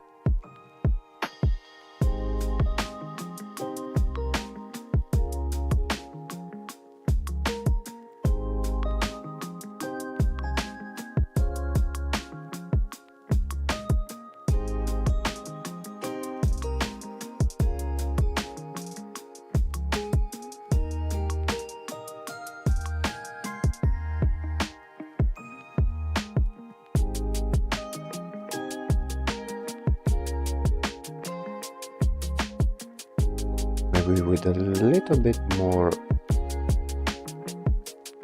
chin.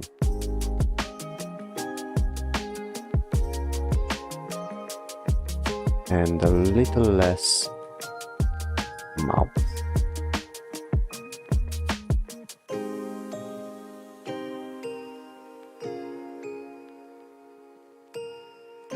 Here.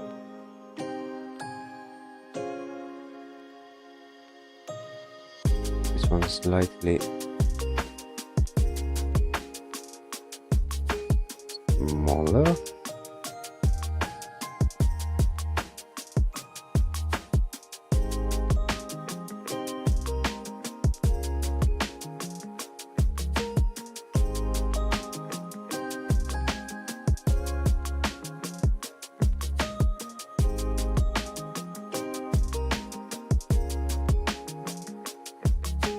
Let me do here.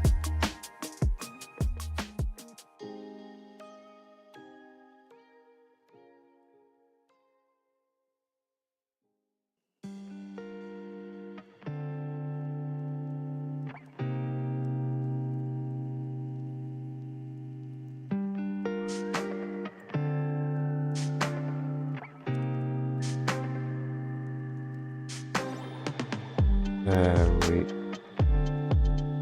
go. This one a little bit.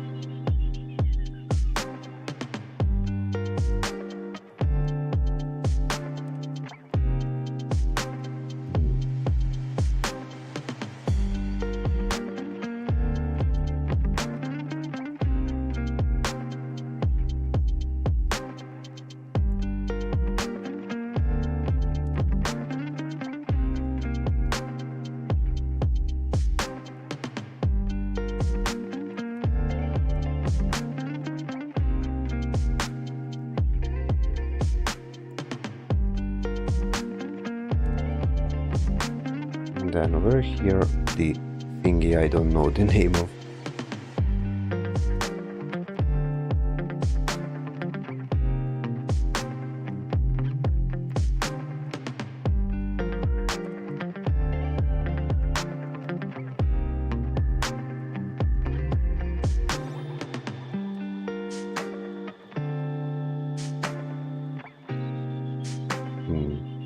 Maybe let me move this head a little bit more straight.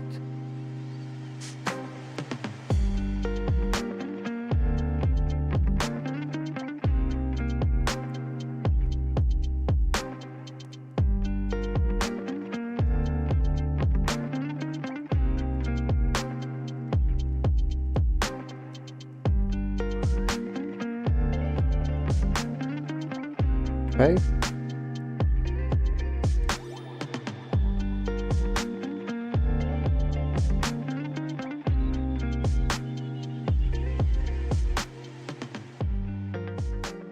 See how similar it is to the original. Let's make it.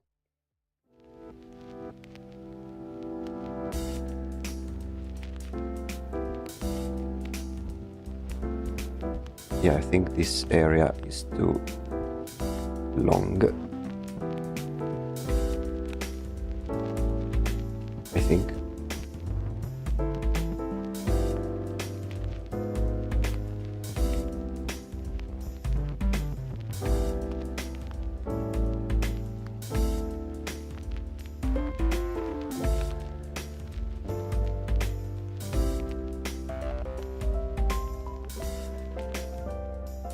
Okay.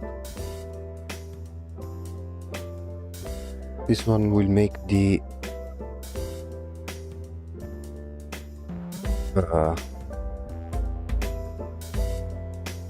legs will make them closed.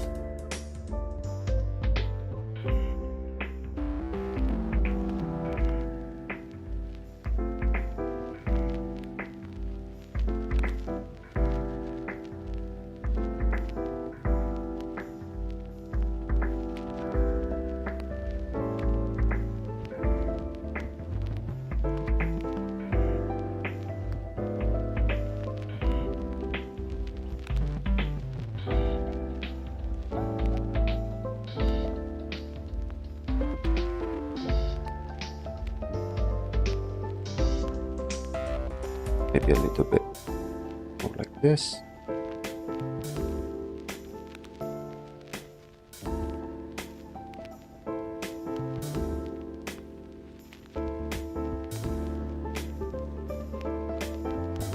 See if the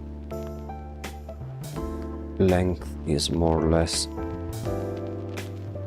proportionate.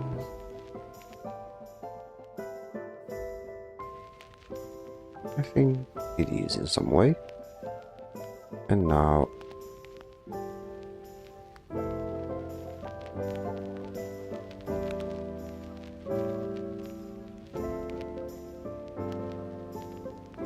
the shoes.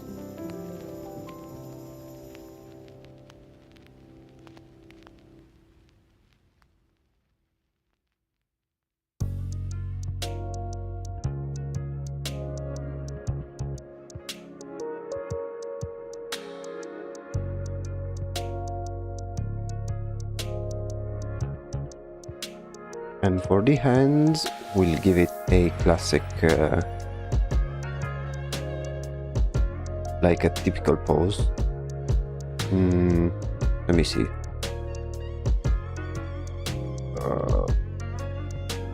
Some typical Butler poses.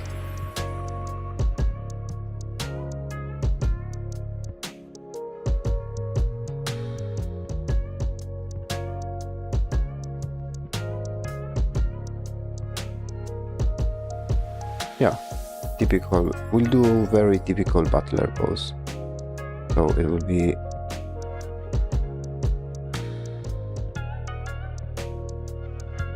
copy.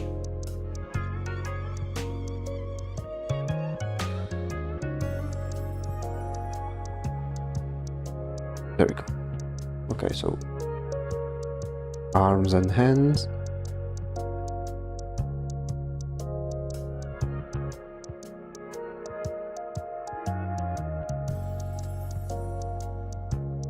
Here we'll make the area that is can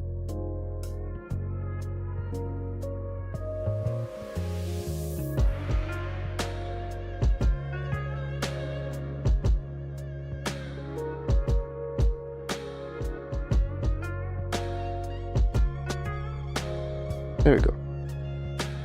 I've been wondering, does he talk or is he the silent watch and perform tasks like the butler? Oh, he is completely silent. Like, yes, he is the type. He is the one that is completely silent. He just watches. He makes some slow movements. He lurks in the corner, in the shadows. Creepy, yeah. Like like I imagine Dorothy over here. Oh, I have also a name for this one. Let me... His name is... Where is it? Mr. Tweeny. It's just a random name that came to mind and it felt fitting.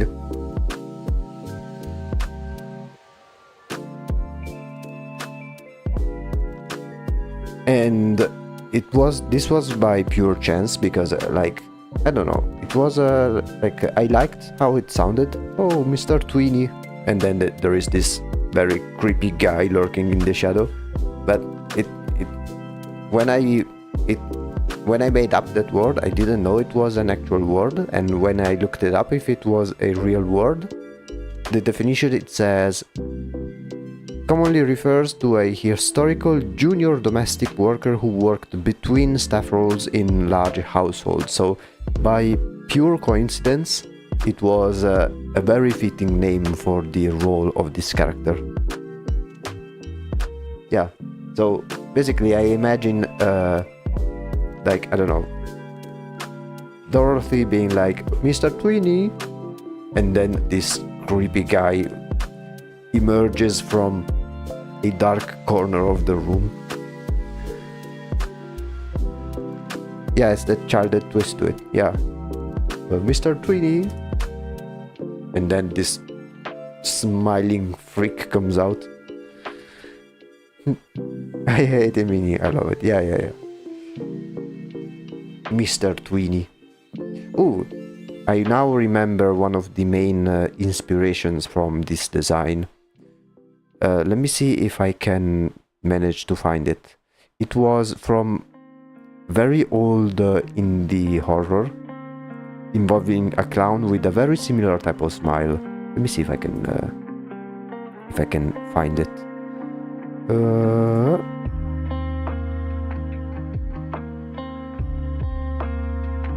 So, it was a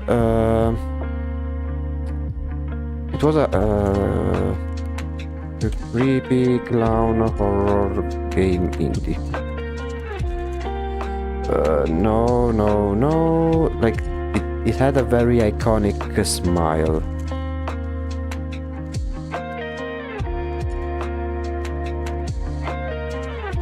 It was a very old one that Markiplier made. Markiplier. Let's see if there... Yes, this one. Okay. Bewilder House. This is the main inspiration for the character. And there is like this creepy clown that acts as a weeping angel of some sort. And it can pop out of the corner. But yeah. Does Mr. Tweeny have the ability to feel deep emotions like rage, or not really, since he's a puppet? I mean, if it has emotions, it's hard to perceive them since his face is literally like, it remains like this. But it can, like, for the most part, I imagine it as one of those characters in which he is mostly like not that like with emotions, especially in the body language. I imagine this one to have a very calm type of a body language, so it is a bit hard to determine what his deal is. But I also imagine it like that if you really fuck up and do something like very outrageous, like I imagine him twitching very hard, like in a pissed off manner, and then like going berserk.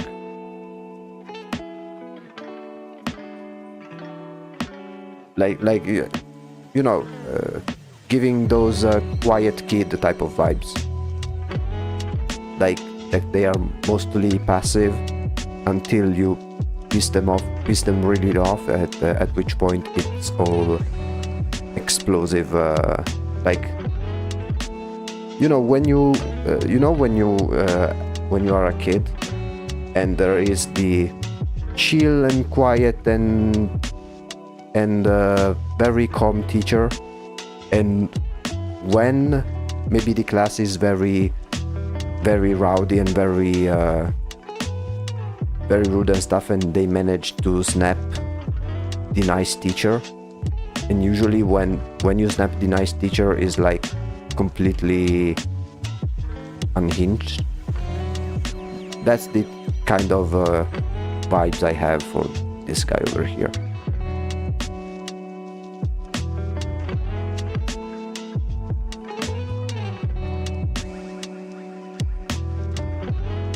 Because for the most part, this one is a passive character. Because he only does, like, I think his state of emotion is reflected on the whatever order it has been given from Dorothy, and he usually does this in a very like passive manner. Like, I don't know, if for some reason Dorothy, like, you enter, let's say in a hypothetical scenario, you enter into Dorothy's domain and she says, "Hey, Mr. Twinny, chase this guy and kill him," then Mr. Twinny will try to chase you, but not in a in an aggressive manner. Like, it will follow you. It maybe try to cut corners and something like if you have ever played Resident Evil 2, the remake, or even the original, the way Mr. X follows you, and maybe like he comes out of maybe a doorway.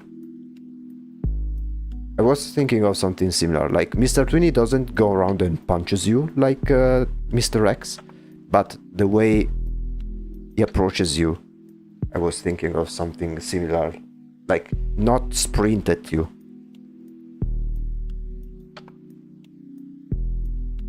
Yeah, so something like that. Like, it's not a sprinter, but more like a more like an ambush type of guy. And then, of course, this one is in control of the little of all of the different minions, so there's also that.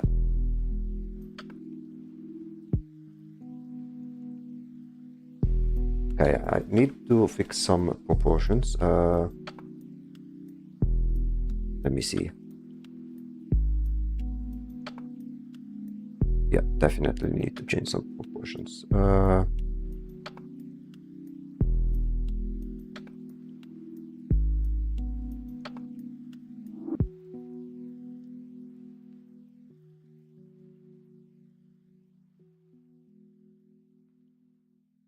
There we go.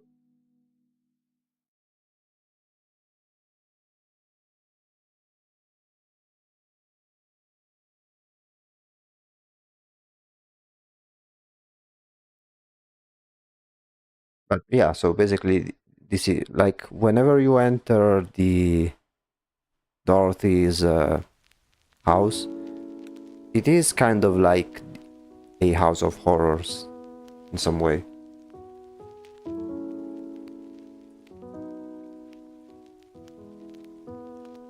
Sometimes, like, especially with this particular project about the two sisters, sometimes I kind of imagine them as if they were a video game. Like, sometimes I imagine some creatures like this one as if they were a horror game enemy and things of that nature. I kind of like to do these types of games in which I try to imagine like what my characters would be if they were viewed within a specific entertainment format. Like if they were in a movie or if they were in a video game and stuff like that. Okay, I think we have more or less the last sketch for the poses. Let's make a copy. Smart object. Now we can start coloring them. Let's see how it would be.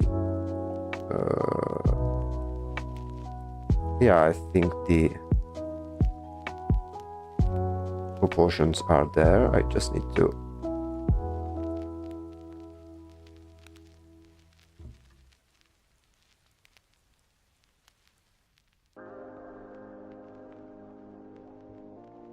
place them in a way that they do not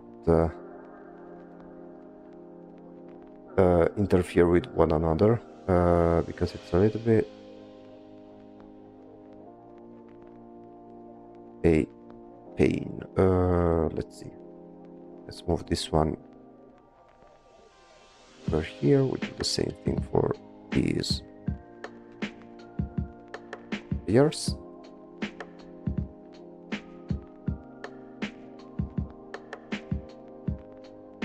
And then we'll do the same thing for this one.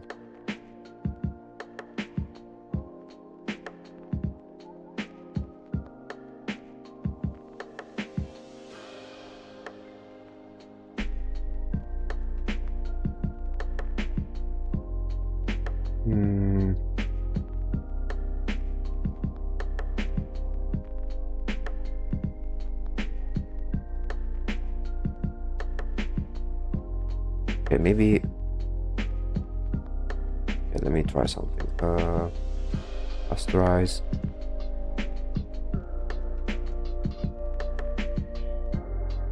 Let me try and make this one just a little bit bigger compared to the others.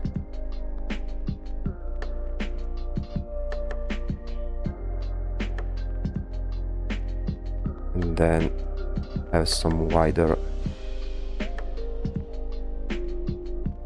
shoulders and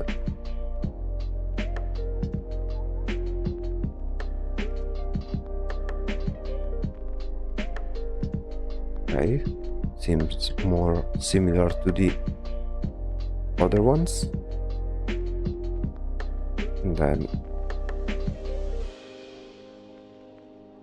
these ones over here, they should be pretty straightforward. There we go.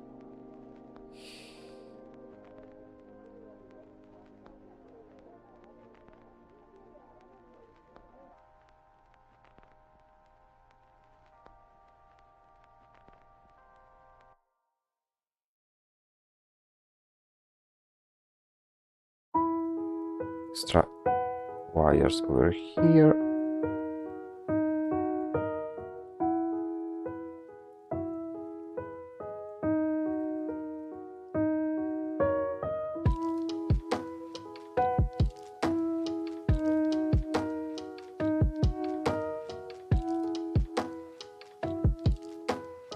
Okay, I think we can go with the color face. Nothing too crazy, just like we did over here.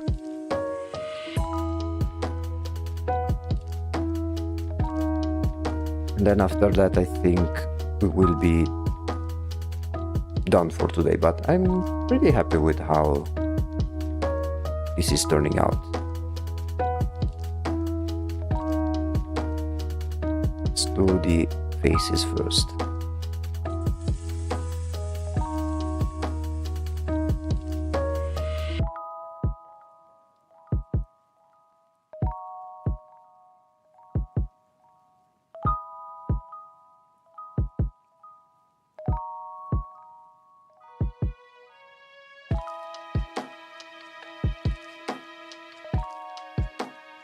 Mr. Tweenie.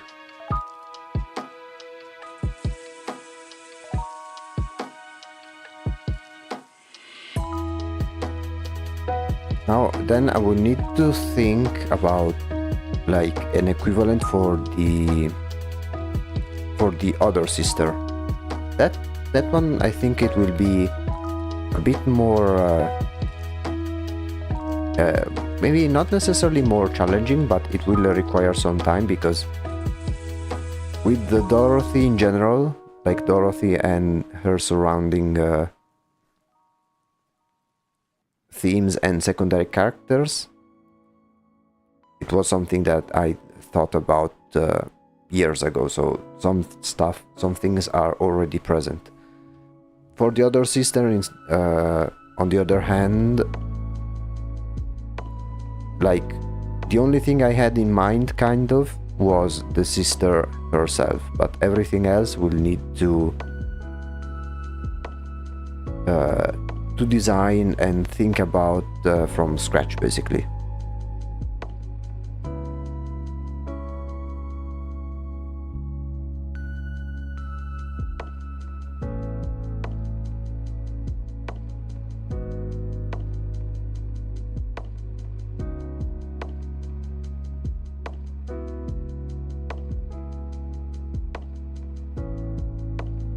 Okay, let's do these red scrumptious lips.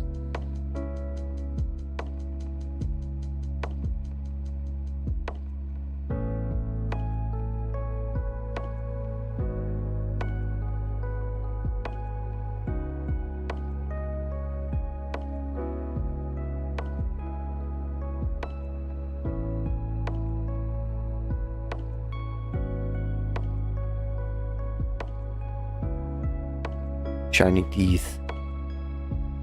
I mean, right now they are in this sketch, but for example, in the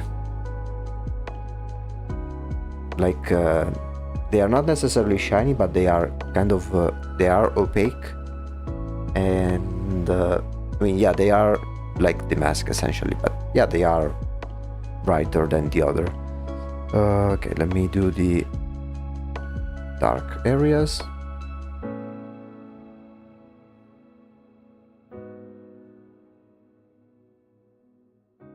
But yeah, it has big old teeth.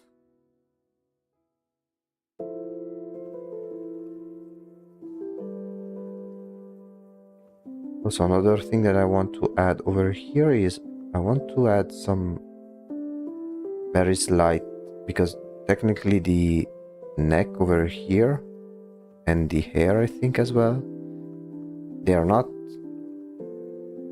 completely black. They are something like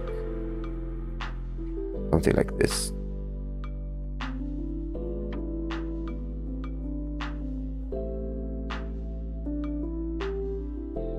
Something of this nature.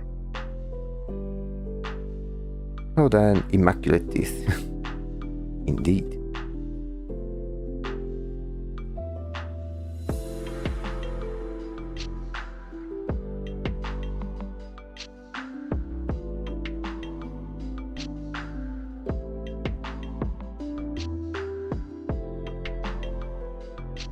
Yeah, so for the other sister, since here we made like a big puppet Butler, for the other sister we'll need to think about something biological and gross.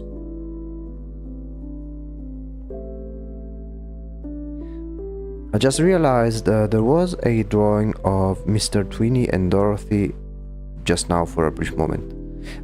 It's the very first design that I made, and it's not a drawing, but it's a 3D model. Let me show. Like, that's how, when I first made the designs, but it was a few years ago, and it was this one over here.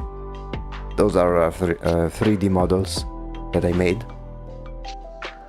But yeah, basically we went off of those as a base, which is also why it was relatively easy to make them, but then improved on the design essentially.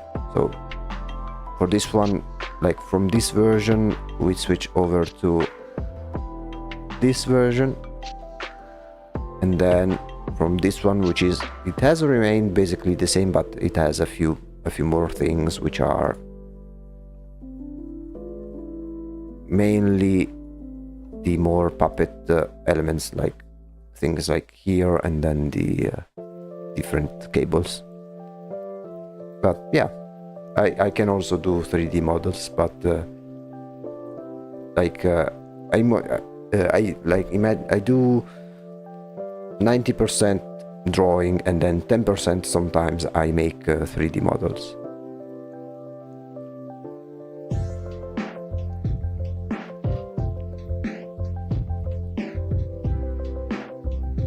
The 3D models are a whole different can of worms.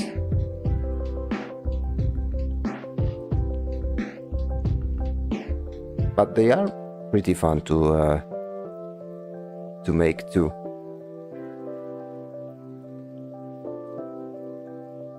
Why is it not? There we go.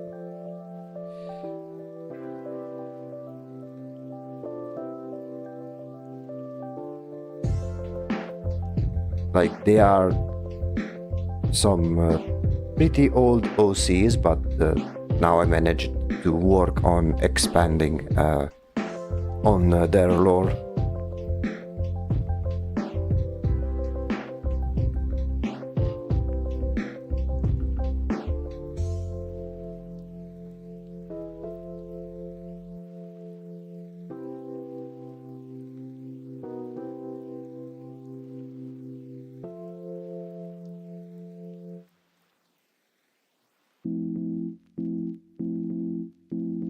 Dorothy looked badass on your first design of her. Yeah, maybe a little too much. The thing is that when I made her back then, I didn't really know what to do, like what to do with her in terms of vibes and stuff. So like, I gave her a random badass scythe and went with it, but later on I like switched up with the overall mood and went with something more a laid back type of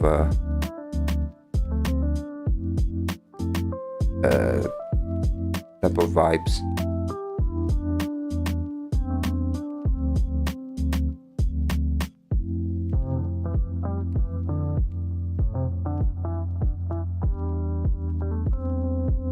It's a little bit interesting, even with some other artists, that you see how sometimes they make some OCs for that, some may be very, very old, and then they end up in very different contexts, but in a more definitive way. Like one example that comes to mind is Alastor from Has-Been Hotel. Like, if I remember correctly, like Alastor was the very first OC that Vivid Zipop made back when she was in middle school, and from there have been different iterations of the same character, and then it ended up becoming a character for Has-Been Hotel, even if it wasn't originally, if I remember correctly.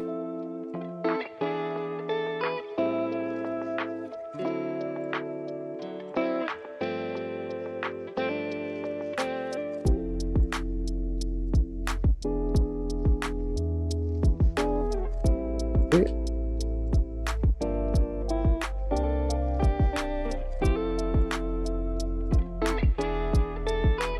Let's do the shoes.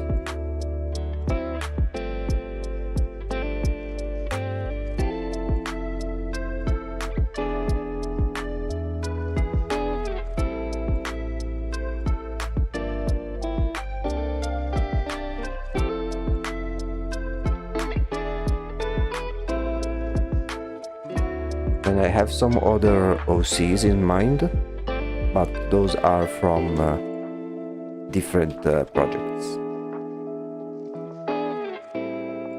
Most of them unrelated with from each other.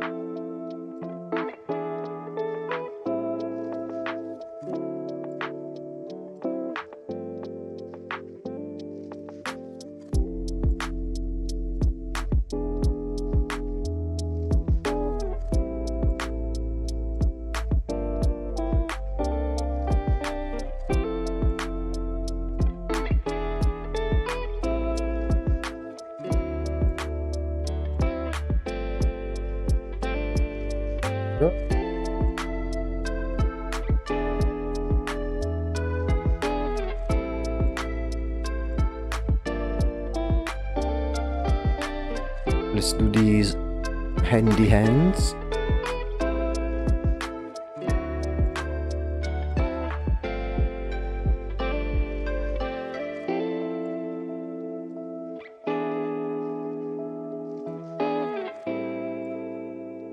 Mr. Twinny reminds me of the monster in the mirror with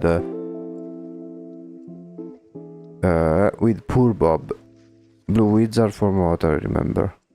Getting straight into a dark realm. I have no idea what you are referring to, unfortunately. Like, is it a TV series or what is it exactly? Oops.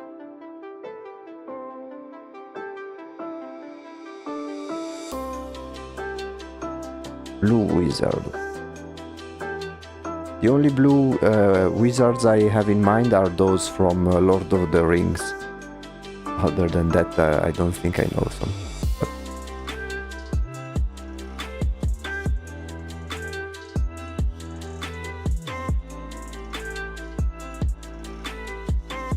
Okay. The artwork that you made in one of your... Oh, okay, sorry. My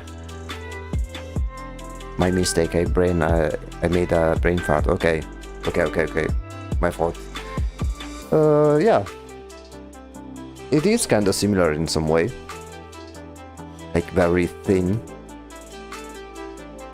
Even though the settings, like the creepy house, is basically very similar to the one where Dorothy lives. It is unrelated. Like, they are not related with each other. Oh.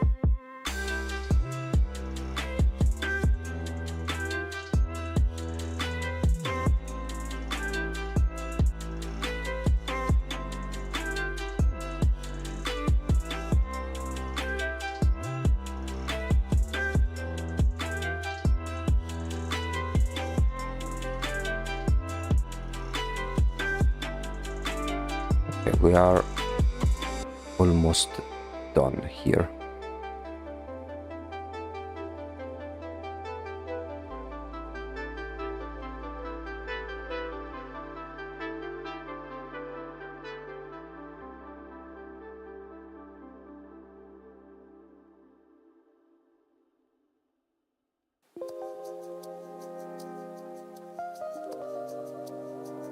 Okay, and then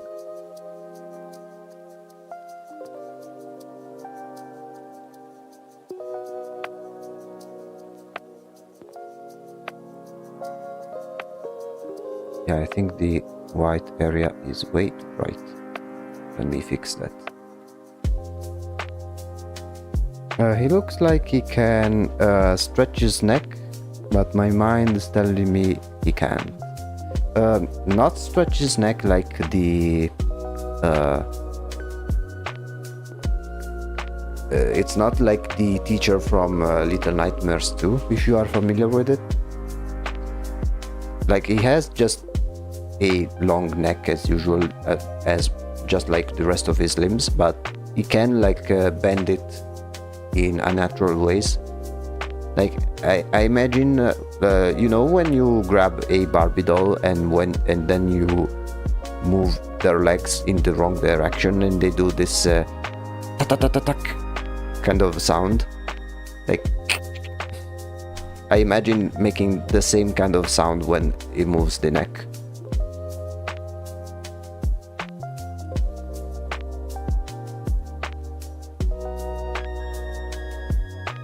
Like something similar. Like when you grab the Barbie doll and then you move their legs and they make this clicking noise.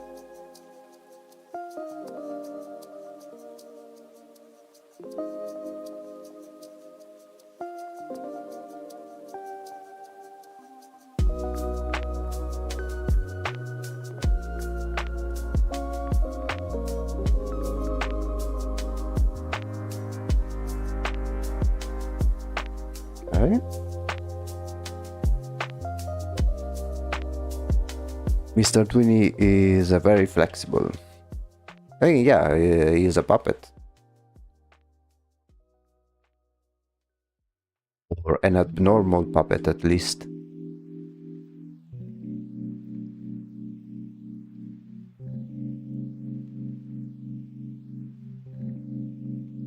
Okay.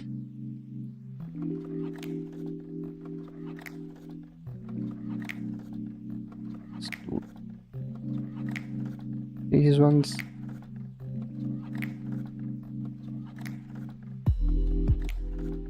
Tall puppet, indeed.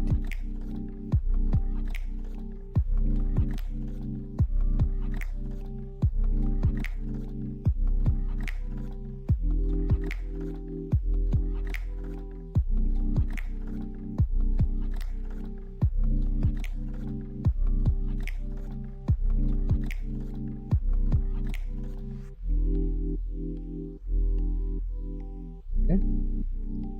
And now let's do the pants.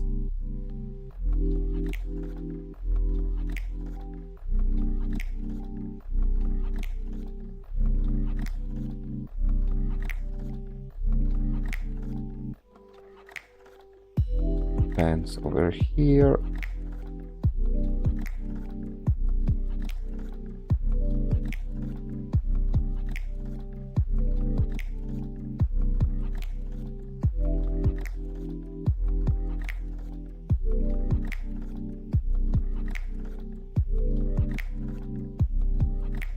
Pants over here, and then we will do all of the different stripes on the shirt.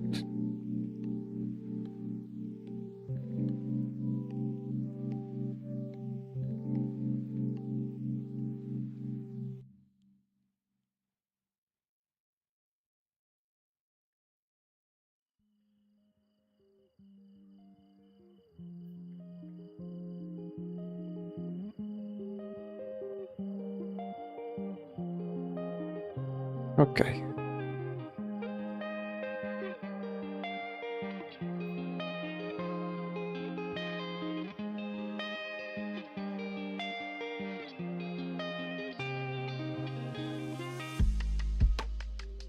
And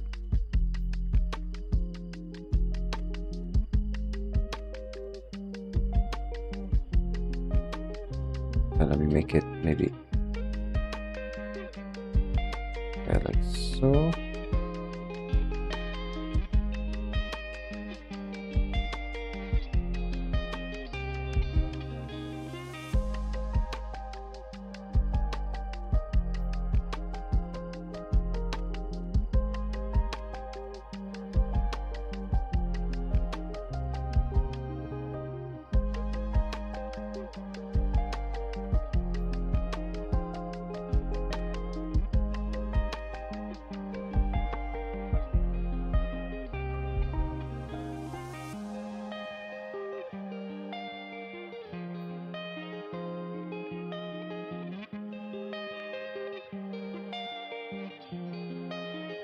Okay. Do the same here.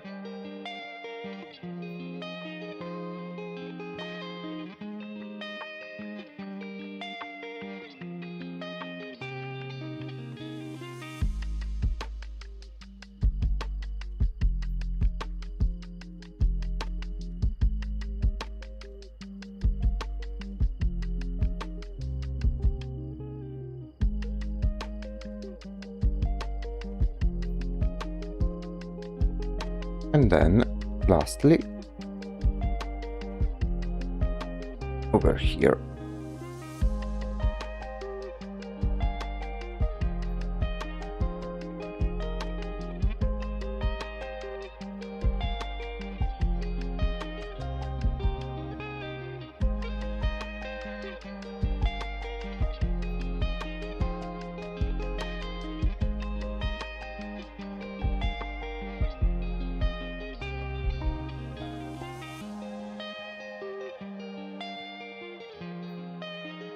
There we go. Oh, I almost forgot. Let's not forget our little friends over here. Almost forgot.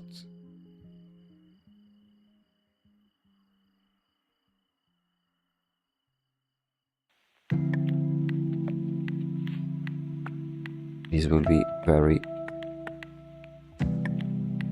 fast to make.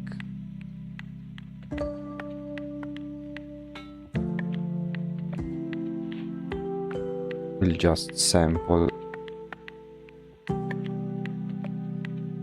the same colors.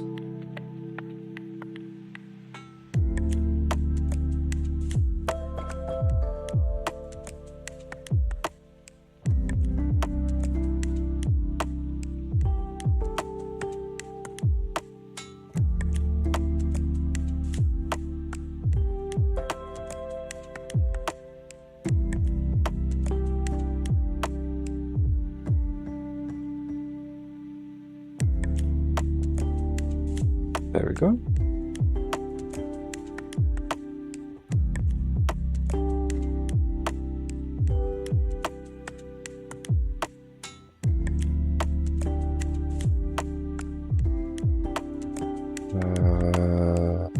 Remember, okay.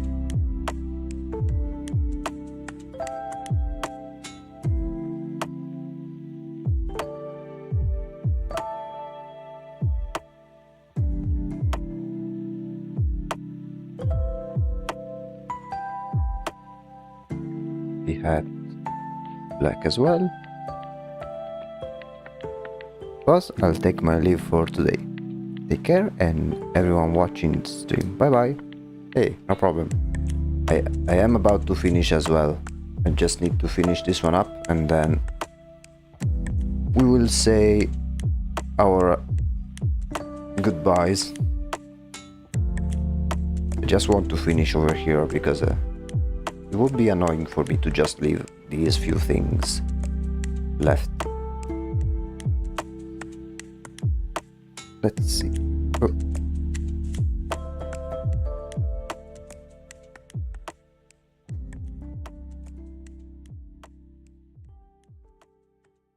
And then here the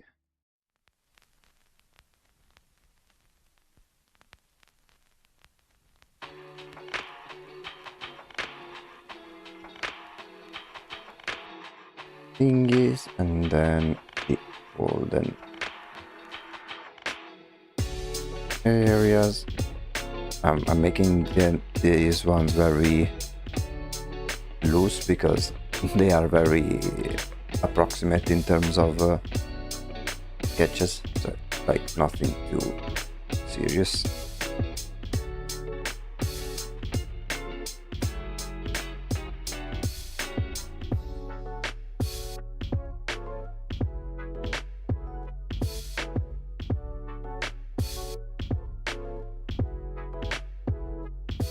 There we go.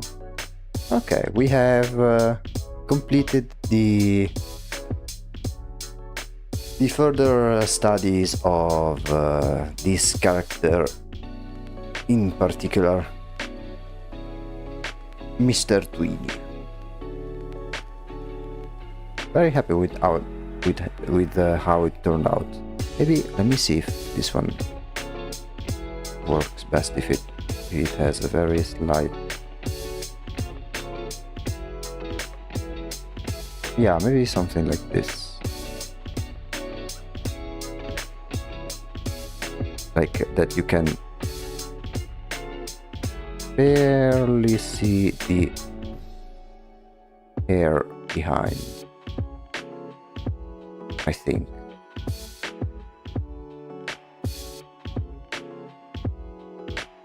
Or something like, let me see.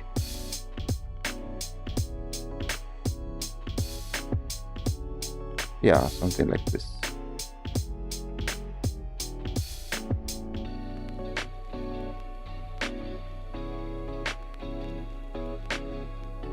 Same thing over here.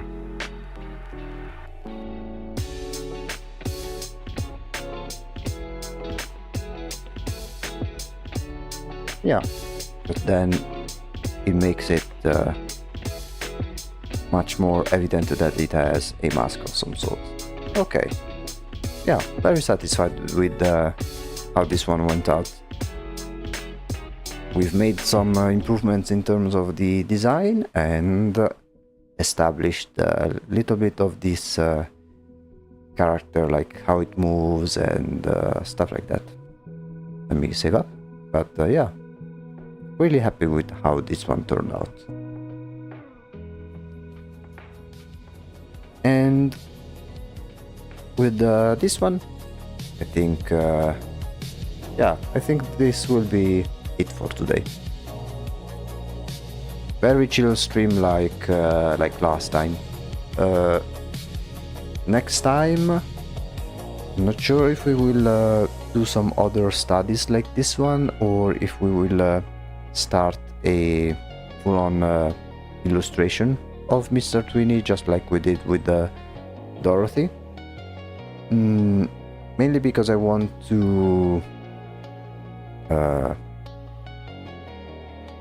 reflect on how to portray him. I think I will most likely do a full body illustration of the body very visible, and then a very simple background, just like we did with Dorothy and